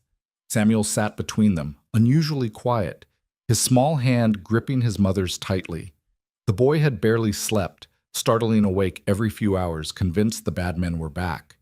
Each time, Hannah had held him close and whispered reassurances until he drifted off again, but the fear lingered in his eyes like a shadow. The ride to High Plains took 3 hours over roads still packed with snow. Hannah spent most of it staring straight ahead, her jaw set with determination even as her hands trembled in her lap. Eli wanted to reach over and take one of those hands, wanted to tell her everything would be all right, but he couldn't make promises he wasn't sure he could keep. High Plains wasn't much of a town, a main street with maybe 20 buildings, a general store, a saloon, a small hotel, and the courthouse that doubled as the sheriff's office. It was the kind of place where everyone knew everyone else's business, which meant Jacob's arrival hadn't gone unnoticed. As Eli pulled the wagon to a stop in front of the courthouse, he could feel eyes on them from every direction. "Stay close," he murmured to Hannah as he helped her down. "Don't let anyone separate you from Sam." She nodded, pulling the boy against her side. Samuel buried his face in her skirt, overwhelmed by the attention. The courthouse was a simple wooden building with a pot-bellied stove in the corner and a clerk's desk near the door. The clerk, a thin man with spectacles and ink-stained fingers, looked up as they entered, his expression shifting from curious to wary when he saw Hannah. "Can I help you?" His tone suggested he'd rather not. "We need to speak with Judge Morrison," Eli said firmly. It's urgent." "The judge is busy with another matter." "Then we'll wait." Eli didn't move from his position blocking the door. "This concerns legal custody and false claims. The judge will want to hear it." The clerk's mouth thinned, but he disappeared through a side door. They could hear voices, one raised in anger, and then Jacob Reed emerged from the judge's chambers, his face flushed with triumph. He stopped dead when he saw them. "Well, well," Jacob said, his voice dripping with false civility. "How convenient. Saved me the trouble of coming back out to that ranch with the sheriff." He turned back toward the chambers. "Your Honor, if you'd like to see the woman and child in question, they're right here." Judge Morrison appeared in the doorway, a heavy-set man in his 60s with tired eyes and a no-nonsense demeanor. He took in the scene with a single sweeping glance, his gaze lingering on Samuel's frightened face pressed against Hannah's skirt. "Everyone in my chambers," he said shortly. "Now." The judge's chambers were cramped and cluttered with law books and papers. Morrison took a seat behind a massive oak desk, while Jacob positioned himself near the window, flanked by his 2 hired men who'd waited outside. Eli stood beside Hannah, close enough that their shoulders touched, a silent show of solidarity. "Mr. Reed has brought serious accusations," Morrison began, looking at Hannah. "He claims you took his son without permission and that you're mentally unstable. He has documents here." He tapped a stack of papers on his desk, "from a judge in Kansas Territory declaring him the sole legal guardian and you incompetent to care for the child." "That's a lie," Hannah said, her voice shaking but clear. "Those papers are based on testimony from people who never met me, who only knew what Jacob told them. I left because my husband was—" She glanced at Samuel, choosing her words carefully, "because he made our home unsafe." Jacob laughed, a harsh sound. "Unsafe. I provided for you. I gave you a home, food, everything a wife could want. And this is how you repay me? By stealing my son and running off with—" His eyes flicked to Eli with contempt. "Some stranger?" "Mr. Crowder is not a stranger," Hannah said firmly. "He gave us shelter when we had nowhere else to go. He's been nothing but kind." "I'm sure he has been," Jacob interrupted, his tone insinuating. "Very kind, I imagine. Tell me, Your Honor, does it seem proper for a married woman to be living alone with another man, sleeping under his roof? What kind of example is that for a child?"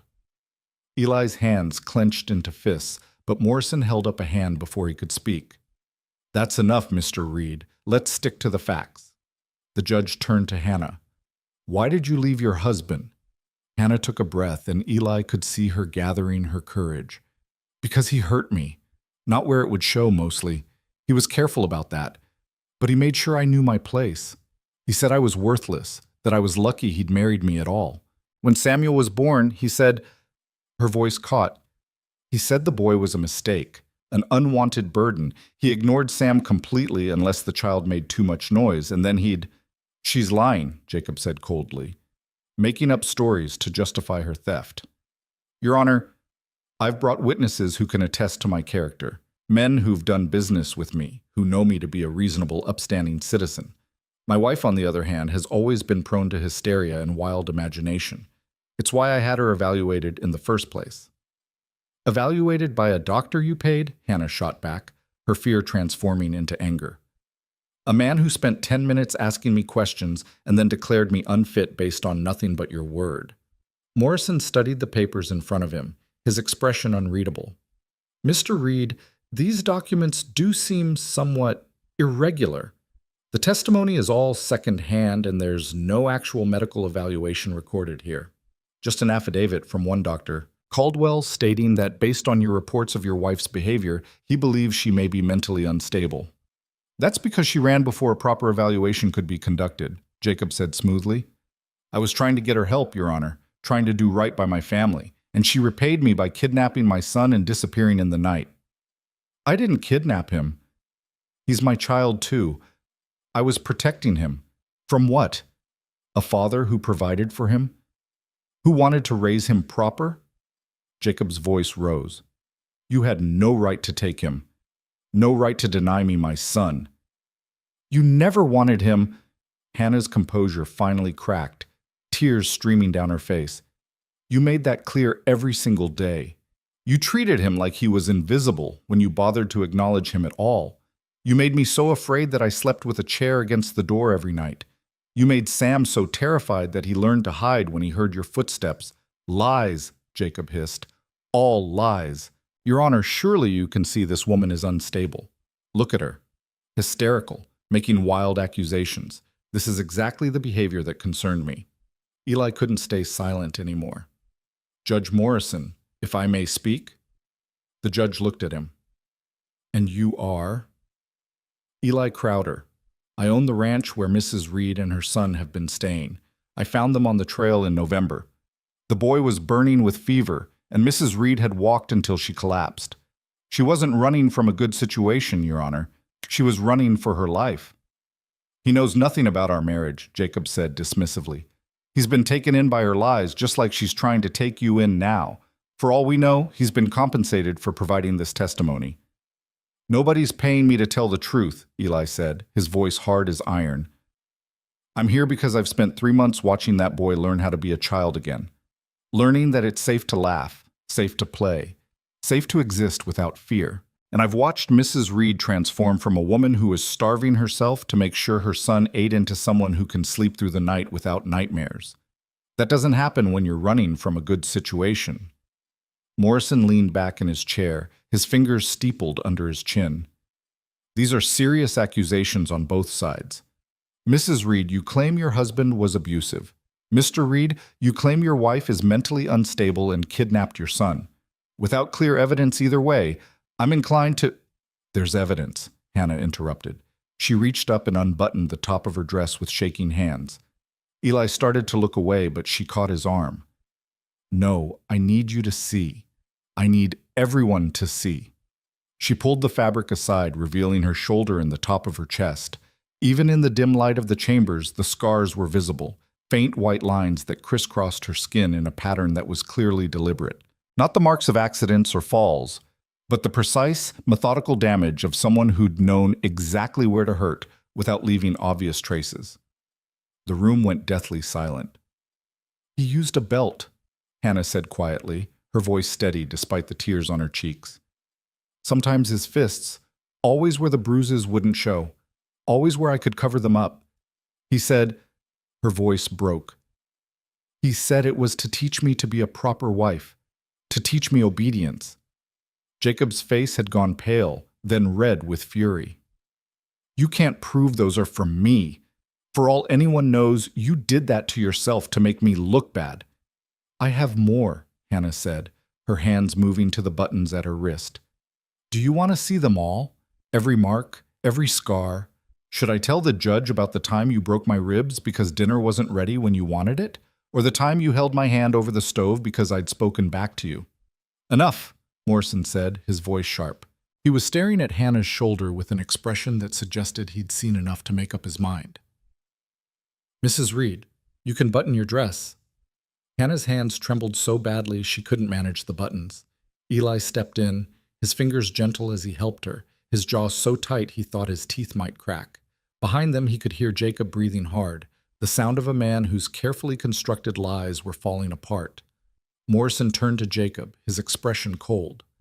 Mr. Reed, these documents from Kansas Territory hold no weight in Wyoming. And even if they did, what I'm seeing here suggests that any evaluation of Mrs. Reed's mental state was influenced by your own account of events that appear to have been grossly misrepresented. Your Honor, you can't possibly believe her over me. I'm a respected businessman. She's just a hysterical woman, a woman with scars that tell a very different story than yours. Morrison's voice was sharp enough to cut. I've been a judge for 20 years, Mr. Reed. I've seen enough abused women to recognize the signs. And I've seen enough men like you, men who think their wives are property to be disciplined, to know when I'm being lied to. Jacob's face twisted with rage. You're taking her word over mine? Over legal documents? I'm taking evidence over falsified paperwork. There's a difference. Morrison pulled out a fresh sheet of paper and began writing. I'm issuing a temporary ruling granting Mrs. Reed full custody of the child. Furthermore, I'm issuing a restraining order preventing you from approaching Mrs. Reed or her son. If you violate either of these orders, you'll be arrested. This is outrageous. She's my wife. That's my son. That boy, Morrison interrupted, his voice cutting through Jacob's protests, is a human being, not property. And your wife is also a human being who has the right to live without fear of violence. My ruling stands. Jacob stood there, fury and disbelief warring on his face. For a moment, Eli thought the man might lunge across the desk at the judge. His hired men shifted closer, hands moving toward their guns, and Eli's hand dropped to his own weapon. But Morrison had already pulled open his desk drawer, revealing his own pistol lying ready. Don't even think about it, the judge said calmly. I may be old, but I can still shoot straight. Now you and your men are going to leave my office, leave this town, and leave Mrs. Reed alone. If I hear you violated this order, I'll have you arrested and tried for assault. Are we clear? Jacob's hands were shaking with barely contained rage. This isn't over. I'll appeal. I'll take this to a higher court. You do that. But until then, my ruling stands. Morrison turned to Hannah. Mrs. Reed, do you wish to file for divorce? Hannah's eyes widened. I can do that? On grounds of cruelty and abuse, yes. It will take time, and it won't be easy. But Wyoming Territory has more progressive laws than Kansas regarding women's rights. You have options here that you might not have had elsewhere. Yes, Hannah whispered. Yes, I want a divorce. Morrison made another note. I'll have the paperwork drawn up. You'll need to sign it, and we'll need testimony. Mr. Crowder's statement will be helpful. And if there are others who can speak to your condition when you arrived, that would strengthen your case. The mail carrier saw her, Eli said, and the woman who runs the general store. She saw the state of Mrs. Reed's dress when we came in for supplies that first week. Good. Gather those testimonies. Morrison looked at Jacob, who stood frozen with impotent fury. Mr. Reed, you're dismissed. I suggest you leave town before I change my mind about arresting you for fraud. Jacob's eyes blazed with hatred as they swept over Hannah, then Eli. You think this is over? You think you've won? I'll destroy you for this, both of you. You have no idea what you've done. I know exactly what I've done, Hannah said, her voice stronger than Eli had ever heard it. I've protected my son from a man who saw him as property. I've chosen safety over submission, and I've stopped being afraid of you. The words hung in the air like a declaration of war. Jacob took a step forward, his face contorted with rage, and Eli moved to intercept him. But Morrison was already standing, his pistol now visible on the desk. Leave. Now. For a long moment, Jacob stood there, his whole body vibrating with fury. Then he spun on his heel and stalked out, his hired men following. They could hear him shouting threats as he mounted his horse, could hear the thunder of hooves as they rode out of town at a gallop. The silence that followed felt enormous. Hannah swayed on her feet, and Eli caught her before she could fall. She was shaking so hard her teeth chattered, the adrenaline that had carried her through the confrontation finally draining away. Samuel, who'd been silent throughout the entire ordeal, pressed against his mother's legs and began to cry. Not loud, wrenching sobs, but quiet tears of relief and confusion. "It's over," Hannah whispered against Eli's shoulder. "It's really over?" "The first part is," Eli said quietly, "but we need to be careful. A man like Jacob doesn't give up that easy." Morrison was already writing out additional documents. "Mr. Crowder's right to be cautious. I've seen men like Reed before. They don't take well to being told no, especially not by women they consider their property." He looked up at Hannah. "You should stay somewhere safe while the divorce proceedings move forward, somewhere he can't find you easily." "She can stay at my ranch," Eli said. "She's been there for months already. It's isolated enough that he'd have trouble approaching without being seen." "Good. And Mr. Crowder?" Morrison's eyes were sharp. "I'm assuming you're prepared to protect them if Reed decides to ignore my order." "Yes, sir." "I am." Morrison nodded slowly. "I thought so. Just make sure it doesn't come to violence if it can be avoided. The law's on your side now, but that can change quickly if things get messy." They left the courthouse an hour later with signed documents and a date for the divorce hearing in 6 weeks. The town was still watching. Eli could feel the weight of dozens of eyes. But he didn't care. Let them look. Let them talk. Hannah and Samuel were safe, and that was all that mattered. Hannah was silent on the ride back to the ranch, her arm wrapped tight around Samuel. The boy had finally stopped crying and fallen asleep against her shoulder, exhausted by the emotional turmoil. Eli kept the wagon moving at a steady pace, his eyes constantly scanning the horizon for signs of trouble. "Thank you," Hannah said suddenly, her voice barely audible over the creak of the wagon wheels. "You don't have to thank me." "Yes, I do. You stood up for us. You put yourself at risk." "Hannah." Eli pulled the wagon to a stop, turning to face her fully.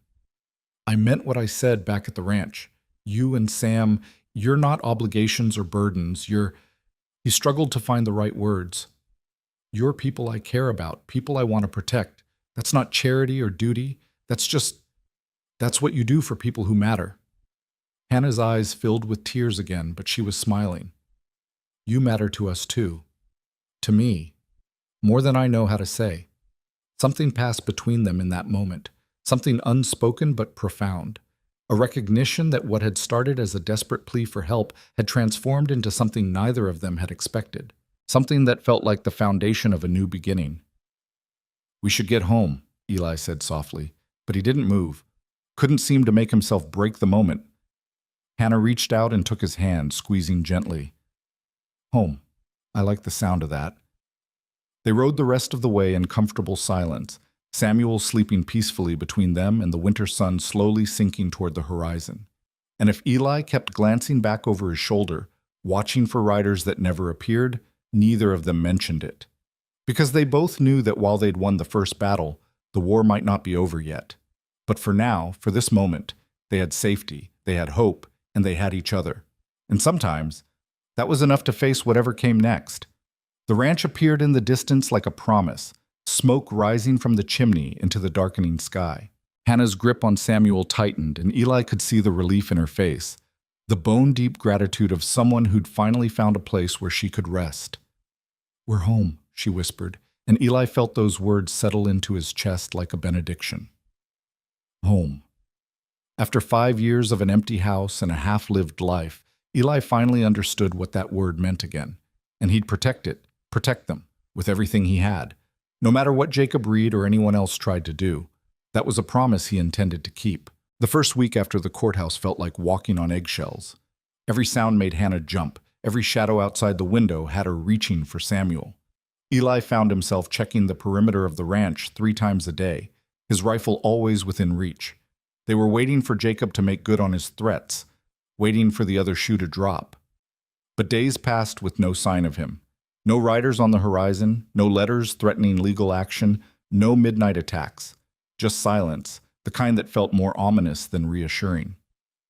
"Maybe he gave up," Hannah said one evening as they sat by the fire after Samuel had gone to bed. But her voice held no conviction, and her hands were twisted together in her lap. Men like Jacob don't give up, Eli said quietly. They just get smarter about how they fight. Hannah nodded, her face pale.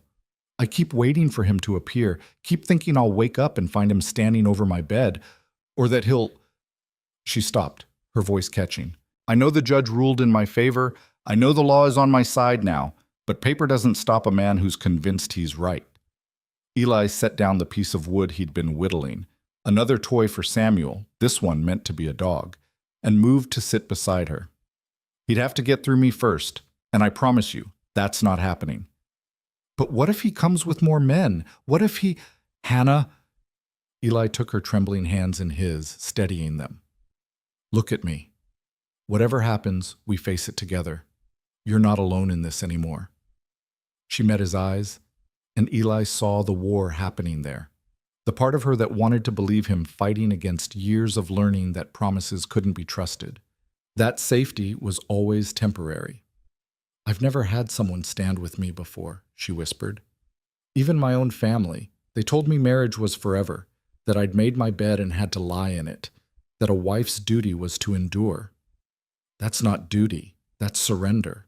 Eli's voice was fierce. And you're not built for surrendering.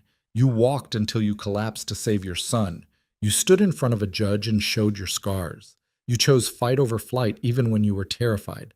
That's not a woman who gives up. Hannah's eyes filled with tears, but she was smiling. I had help. I had you. We had each other, Eli corrected. That's what makes the difference. The moment stretched between them, heavy with words neither quite knew how to say. Eli was acutely aware of how close they were sitting, of how Hannah's hands felt in his, small and work-roughened but strong. He could see the pulse beating in her throat, could smell the lavender soap she'd started using now that they had money for such luxuries. For the first time in 5 years, Eli felt something stir in his chest that wasn't grief or guilt, something that felt like possibility. But before he could examine that feeling too closely, a sound outside made them both freeze. Footsteps on the porch, heavy and deliberate. Eli was on his feet in an instant, his hand on the rifle mounted above the mantel. Hannah had gone pale, her eyes fixed on the door. The footsteps stopped, and for a heartbeat there was nothing but the crackle of the fire and the hammering of Eli's pulse. Then came a knock. Not the aggressive pounding Eli had expected, but a measured, almost hesitant sound.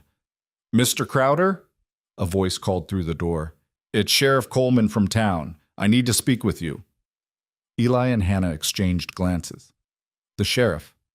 That could mean a dozen things, none of them good. Eli kept the rifle in his hands as he opened the door. Sheriff Coleman was a barrel-chested man in his 50s with a weathered face and eyes that had seen too much. He stood on the porch alone, his hands visible and empty, his expression carefully neutral. "Evening, Sheriff," Eli said, not lowering the gun. "What brings you out here?" "Can I come in? This isn't a conversation for the porch."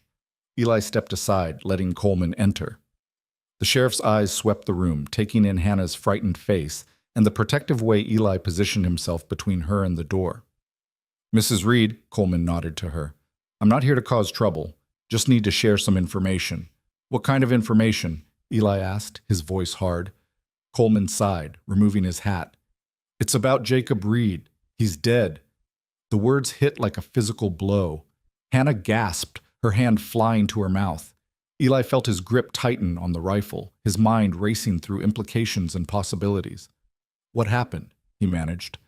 "He rode out of town after that hearing, angrier than a rattlesnake. Headed east toward Kansas territory, we thought. But apparently, he stopped at the saloon in Laramie, got drunk, and started running his mouth about how he'd been wronged. Started talking about how he was going to come back here with real men and real guns and take what was his." Coleman's expression was grim. "Man named Patterson was in that saloon. Lost his own daughter to her husband's fists a few years back. Couldn't save her. I guess hearing Reed talk that way about his own wife and child, it didn't sit well." "Patterson killed him?" Hannah's voice was barely a whisper. "Drew on him in the street. Reed was drunk and slow. Patterson wasn't." Coleman looked at Hannah with something that might have been sympathy. "I know this is a shock, ma'am, but I thought you should hear it from me rather than through gossip. Reed died instantly. didn't suffer. Hannah sank into the chair, her face blank with shock. Eli set the rifle aside and moved to her side, his hand on her shoulder. She looked up at him with eyes that held a dozen emotions: relief, guilt, disbelief, and underneath it all, the first stirrings of something that might eventually become freedom. "There's more," Coleman continued. Patterson turned himself in, gave his statement. When word got around about what Reed had said, about how he'd planned to violate the judge's order and take you by force, well, let's just say there wasn't much appetite for prosecution. Judge Morrison ruled it self-defense. Patterson's been released.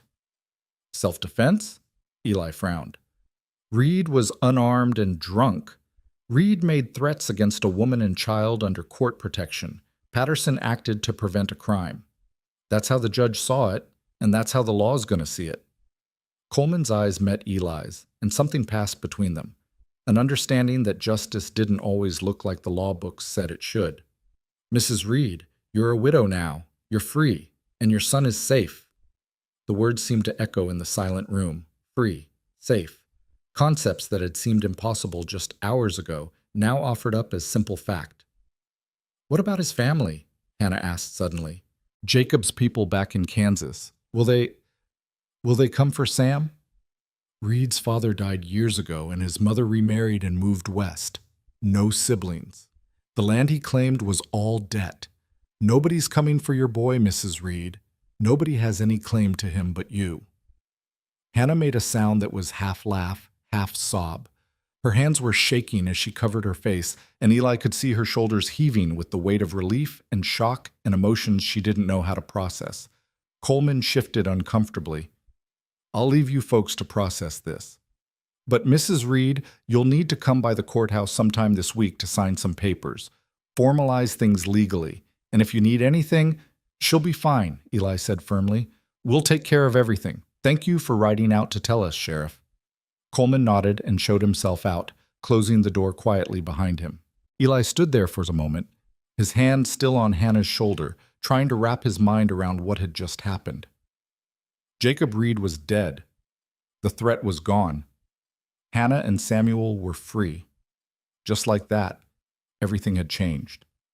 Hannah was still crying silently, her whole body shaking. Eli knelt beside her chair, his hands gentle on her arms. "Hannah, look at me." She raised her head, tears streaming down her face. "He's gone. He's really gone. I'm free." "You're free," Eli confirmed, his voice rough with emotion. I don't know how to feel. I should be happy, shouldn't I? I should be celebrating that he can't hurt us anymore. But I just feel," she gestured helplessly, "empty. Like I've been holding my breath for so long that I've forgotten how to breathe normally." "It's going to take time," Eli said quietly. "You've been afraid for so long your body doesn't know how to stop. But you will. You'll learn what it feels like to live without fear. You and Sam, both." Hannah reached out and cupped Eli's face with one trembling hand. "Because of you. You gave us that. You gave us a place to heal. I just gave you shelter. You did the rest. You fought for your son. You stood up to Jacob. You survived." "We survived," Hannah corrected, echoing his words from weeks ago. "Together." They stayed like that for a long moment, kneeling together by the fire, processing the impossible reality of their new situation. Eventually, Hannah wiped her eyes and took a shaky breath. "I should check on Sam, make sure he's still sleeping through all this." She slipped away to the bedroom, and Eli heard her soft voice murmuring to the boy, reassuring him that everything was all right. He stood and walked to the window, staring out at the dark landscape. Somewhere out there, a man was dead because he'd threatened Hannah and Samuel. Somewhere out there, justice had been served in the most final way possible. Eli waited for guilt to come, for some moral reckoning about being grateful for another man's death. But all he felt was relief, bone-deep, overwhelming relief that the threat was gone and the people under his protection were safe. When Hannah returned, her face was calmer, more composed. "He's still asleep, didn't wake at all." "That's good. Tomorrow will be soon enough to tell him." "How do I tell a 3-year-old that his father is dead?" Hannah's voice broke. How do I explain that the man who scared him so badly is gone forever without making him think death is something to celebrate? You tell him the truth, as much as he can understand. You tell him that his father is gone and can't hurt anyone anymore. You tell him he's safe. Eli moved closer to her. And you let him feel however he needs to feel. Some kids who lose abusive parents mourn them anyway. Some feel relief. Some don't understand what it means. However Sam reacts, it's valid. Hannah nodded, her expression thoughtful. You're good at this, at knowing what to say. You would have been a good father. The words hit harder than Eli expected. He turned away, his throat tight. I tried to be. Never got the chance to find out if I'd have been any good at it. Hannah was beside him in an instant, her hand finding his. I'm sorry. I shouldn't have. It's all right. Eli's voice was rough. It's been 5 years.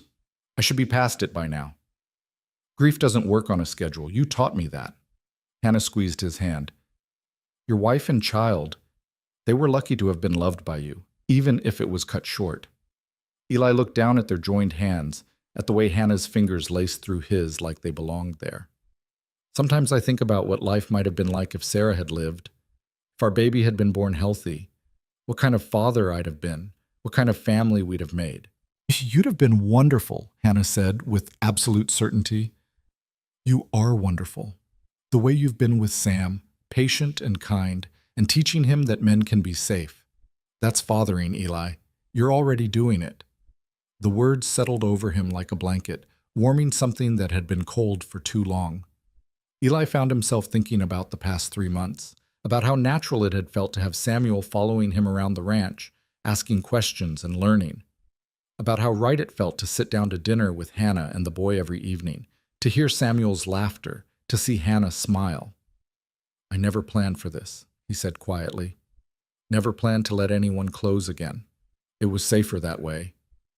Safer, Hannah echoed, but not better. Not really living. No, not really living. Eli turned to face her fully, his heart hammering in his chest. Hannah, I need to tell you something. I need to say it now before I lose my nerve or convince myself it's too soon or that you don't. He stopped, taking a breath. When you and Sam came into my life, I told myself it was temporary, that I was just helping someone in need and then you'd move on. But somewhere along the way, that changed. You changed something in me. Made me remember what it feels like to have a reason to wake up in the morning, to have people who matter. Hannah's eyes were wide, her lips slightly parted. Eli, I'm not asking for anything, he continued quickly. I'm not trying to replace Jacob or trap you in something you don't want. You're free now, really free. You can go anywhere, do anything, and if that's what you want, I'll help you. I'll give you money for a fresh start, help you find a place in town, whatever you need. But if, his voice caught, if there's any part of you that wants to stay, not because you have to, but because you want to, then I'm asking you to consider it. Consider staying here, with me, not as a guest or someone I'm helping, but as my family. The silence that followed felt endless. Hannah stood there, tears streaming down her face again, but she was smiling through them. The kind of smile that transformed her entire face into something luminous. You think I don't know that already? She whispered. You think I haven't been lying awake every night for weeks, trying to figure out how to tell you that I don't want to leave? That the idea of taking Sam and going somewhere else feels like cutting off a limb? Eli's breath caught. Hannah, I love you, she said, the words tumbling out like they'd been held back too long. I don't know when it happened. Maybe that first night when you gave us shelter without asking questions. Maybe when you stood up to Jacob in the courthouse. Maybe every moment in between. But I love you, Eli Crowder, not because you saved us, but because you showed us what it means to be chosen, to be valued, to be... Her voice broke. To be loved without conditions or fear. Eli closed the distance between them in one step, pulling her into his arms. She came willingly, her body fitting against his like it had been made to be there. He could feel her trembling, could feel his own heart racing against her cheek. I love you too, he said into her hair. Both of you, you and Sam, you've become my family, and I don't want to lose that. I don't want to lose you. Hannah pulled back just enough to look up at him, her eyes shining. Then you won't. We're not going anywhere. This is home. You're home. Eli cupped her face in his hands, his thumbs brushing away her tears. Are you sure? You're free now, Hannah. Really free. You could go anywhere, start fresh. I am starting fresh, right here, with you. Her smile was radiant. I spent so many years being afraid, being controlled, being told I was worthless. And then I found you, and you showed me what I could be. What Sam could be. You gave us space to heal, to grow, to become whole again. Why would I leave that? Because staying means tying yourself to a man again. Means risking you're not Jacob, Hannah interrupted firmly. You've never been Jacob. You've never made me feel small or afraid or worthless. You've made me feel seen, valued, safe. That's not something I want to walk away from. Eli felt something in his chest crack open, the last wall he'd built around his heart finally crumbling. He leaned down slowly, giving her time to pull away if she wanted, and pressed his lips to hers. The kiss was gentle, tentative, full of promise and possibility. Hannah's hands came up to grip his shoulders, anchoring herself to him as the kiss deepened. When they finally pulled apart, both breathing hard, Eli rested his forehead against hers. Marry me, he said, not right away. Not until you've had time to be free, to be just Hannah without anyone's claim on you. But eventually, when you're ready, marry me. Make this official. Make us a real family. Hannah laughed, the sound bright with joy. We're already a real family, Eli. But yes, I'll marry you. When I'm ready, when the divorce is final, and I've had time to just be me. Yes. They stood there in the firelight, holding each other, and Eli felt something he hadn't felt in 5 years. He felt whole. He felt complete. He felt like he'd finally come home. A small voice from the hallway made them both turn. Samuel stood in the doorway, rubbing his eyes sleepily. Mama? Why are you crying? Are you sad? Hannah laughed and held out her arms. Samuel ran to her and she scooped him up, holding him close. No, baby, I'm not sad. I'm happy. Very, very happy. Happy crying? Samuel looked confused, then his gaze shifted to Eli. Is it because of Eli? Yes, Hannah said simply. Because of Eli. Samuel considered this, then reached out to Eli with one small hand. Are you going to be my papa now? My real papa? Eli's throat went tight. He took the boy's hand gently. Would you want that, Sam? Yeah, Samuel said with the absolute certainty of childhood. You're nice, and you make Mama smile. That's what papas should do, right? Right, Eli agreed, his voice rough with emotion. He pulled both Hannah and Samuel into his arms, holding them close. That's exactly what papas should do. They stood there together, the three of them, and Eli felt the last pieces of his broken heart finally click back into place. Not the same as before, not unmarked by loss, but whole in a new way, stronger for having been broken and healed. The next morning dawned clear and cold, sunlight streaming through the windows and painting everything gold. Eli woke to the sound of Hannah humming in the kitchen and Samuel's laughter echoing from the barn where he'd gone to feed the chickens. Normal sounds, family sounds. He got up and dressed, then stood at the window looking out at his land, at the ranch he'd built with his own hands as a monument to loss. But it didn't feel like that anymore. Now it felt like possibility, like a future he hadn't dared to hope for. Hannah appeared in the doorway, flour on her hands and a smile on her face. Breakfast is almost ready, and Sam wants to know if you'll teach him how to saddle a horse today. Of course I will. Eli crossed to her, dropping a kiss on her forehead that felt natural as breathing. We've got all the time in the world now. All the time in the world, Hannah echoed. I still can't quite believe it. That we're safe, that we're free, that we're... She gestured at the space between them, at the life they were building. That we get to be happy. Believe it, Eli said firmly. This is real. We're real, and we're going to make this work. Over the following weeks, they settled into a new rhythm. Hannah signed the papers at the courthouse, officially becoming a widow with full custody of her son. She filed for a legal name change, reclaiming her maiden name and giving Samuel a fresh start without Jacob's shadow hanging over him. The town gradually accepted that Hannah and Samuel were permanent fixtures at the Crowder Ranch, and if there was gossip about impropriety, It was mild and short-lived. Samuel thrived. He grew taller and stronger, his face filling out with proper meals and his fears slowly fading into memory. He followed Eli everywhere, learning to ride and rope and care for the animals. His laughter became a regular sound around the ranch, and sometimes Eli would catch himself standing still just to listen to it, marveling at how much life one small boy could bring to a place. Hannah bloomed. Without fear weighing her down, she transformed from the desperate woman on the trail into someone confident and capable. She took over managing the house completely, but not out of obligation, out of pride in creating a home. She started a garden, planning for spring planting.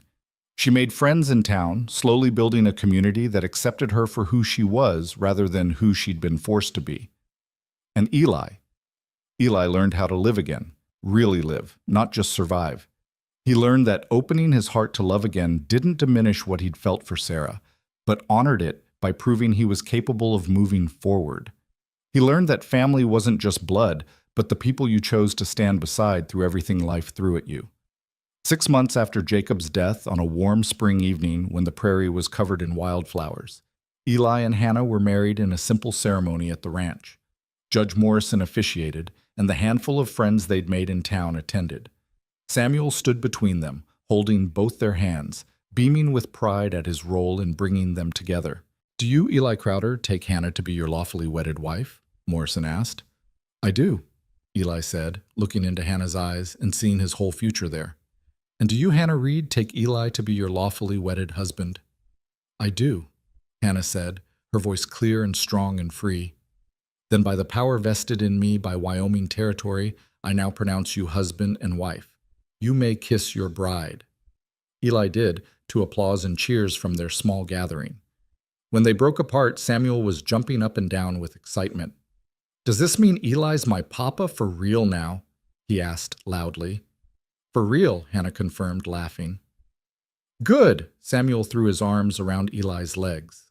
"I love you, Papa." Those 3 words Eli had thought he'd never hear, hit him with the force of a physical blow.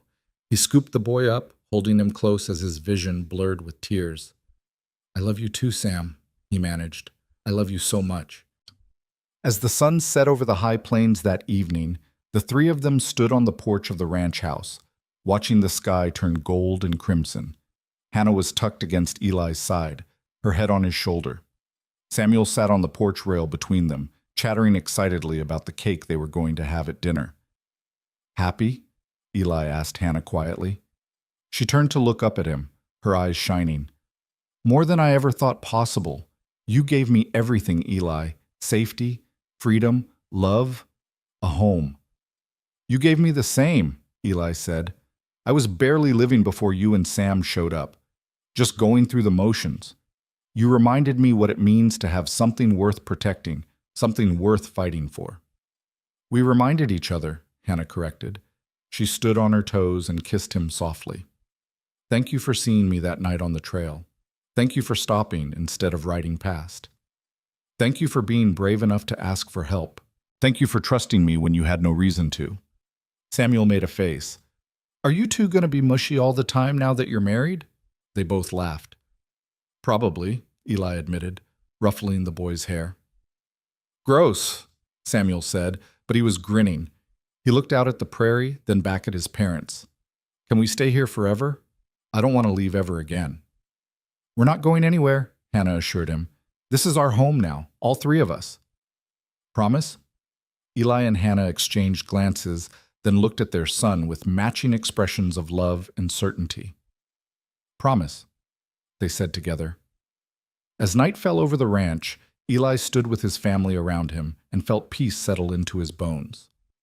The house that had been empty for so long was full of life now. The land that had felt like a refuge from the world had become a foundation for building something new.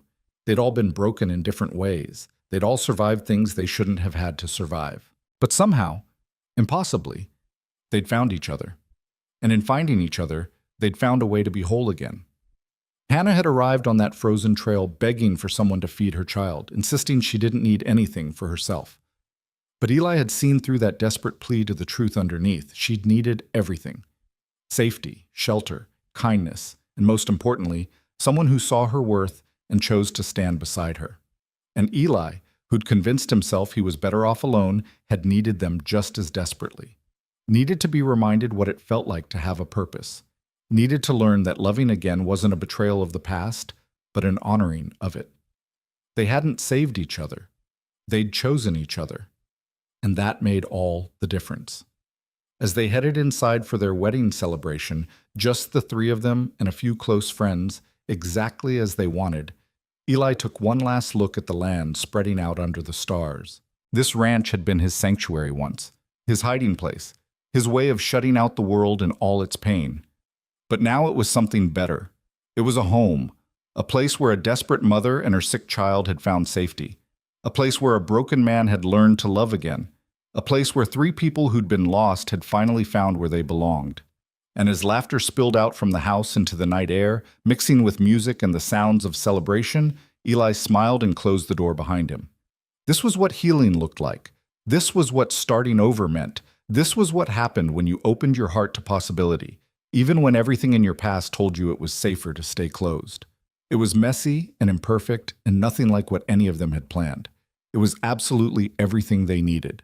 And it was theirs, built on trust and courage, and the simple, profound truth that sometimes the family you choose is the one that saves you in all the ways that matter. Hannah caught his hand as he came inside, pulling him into the warmth and light.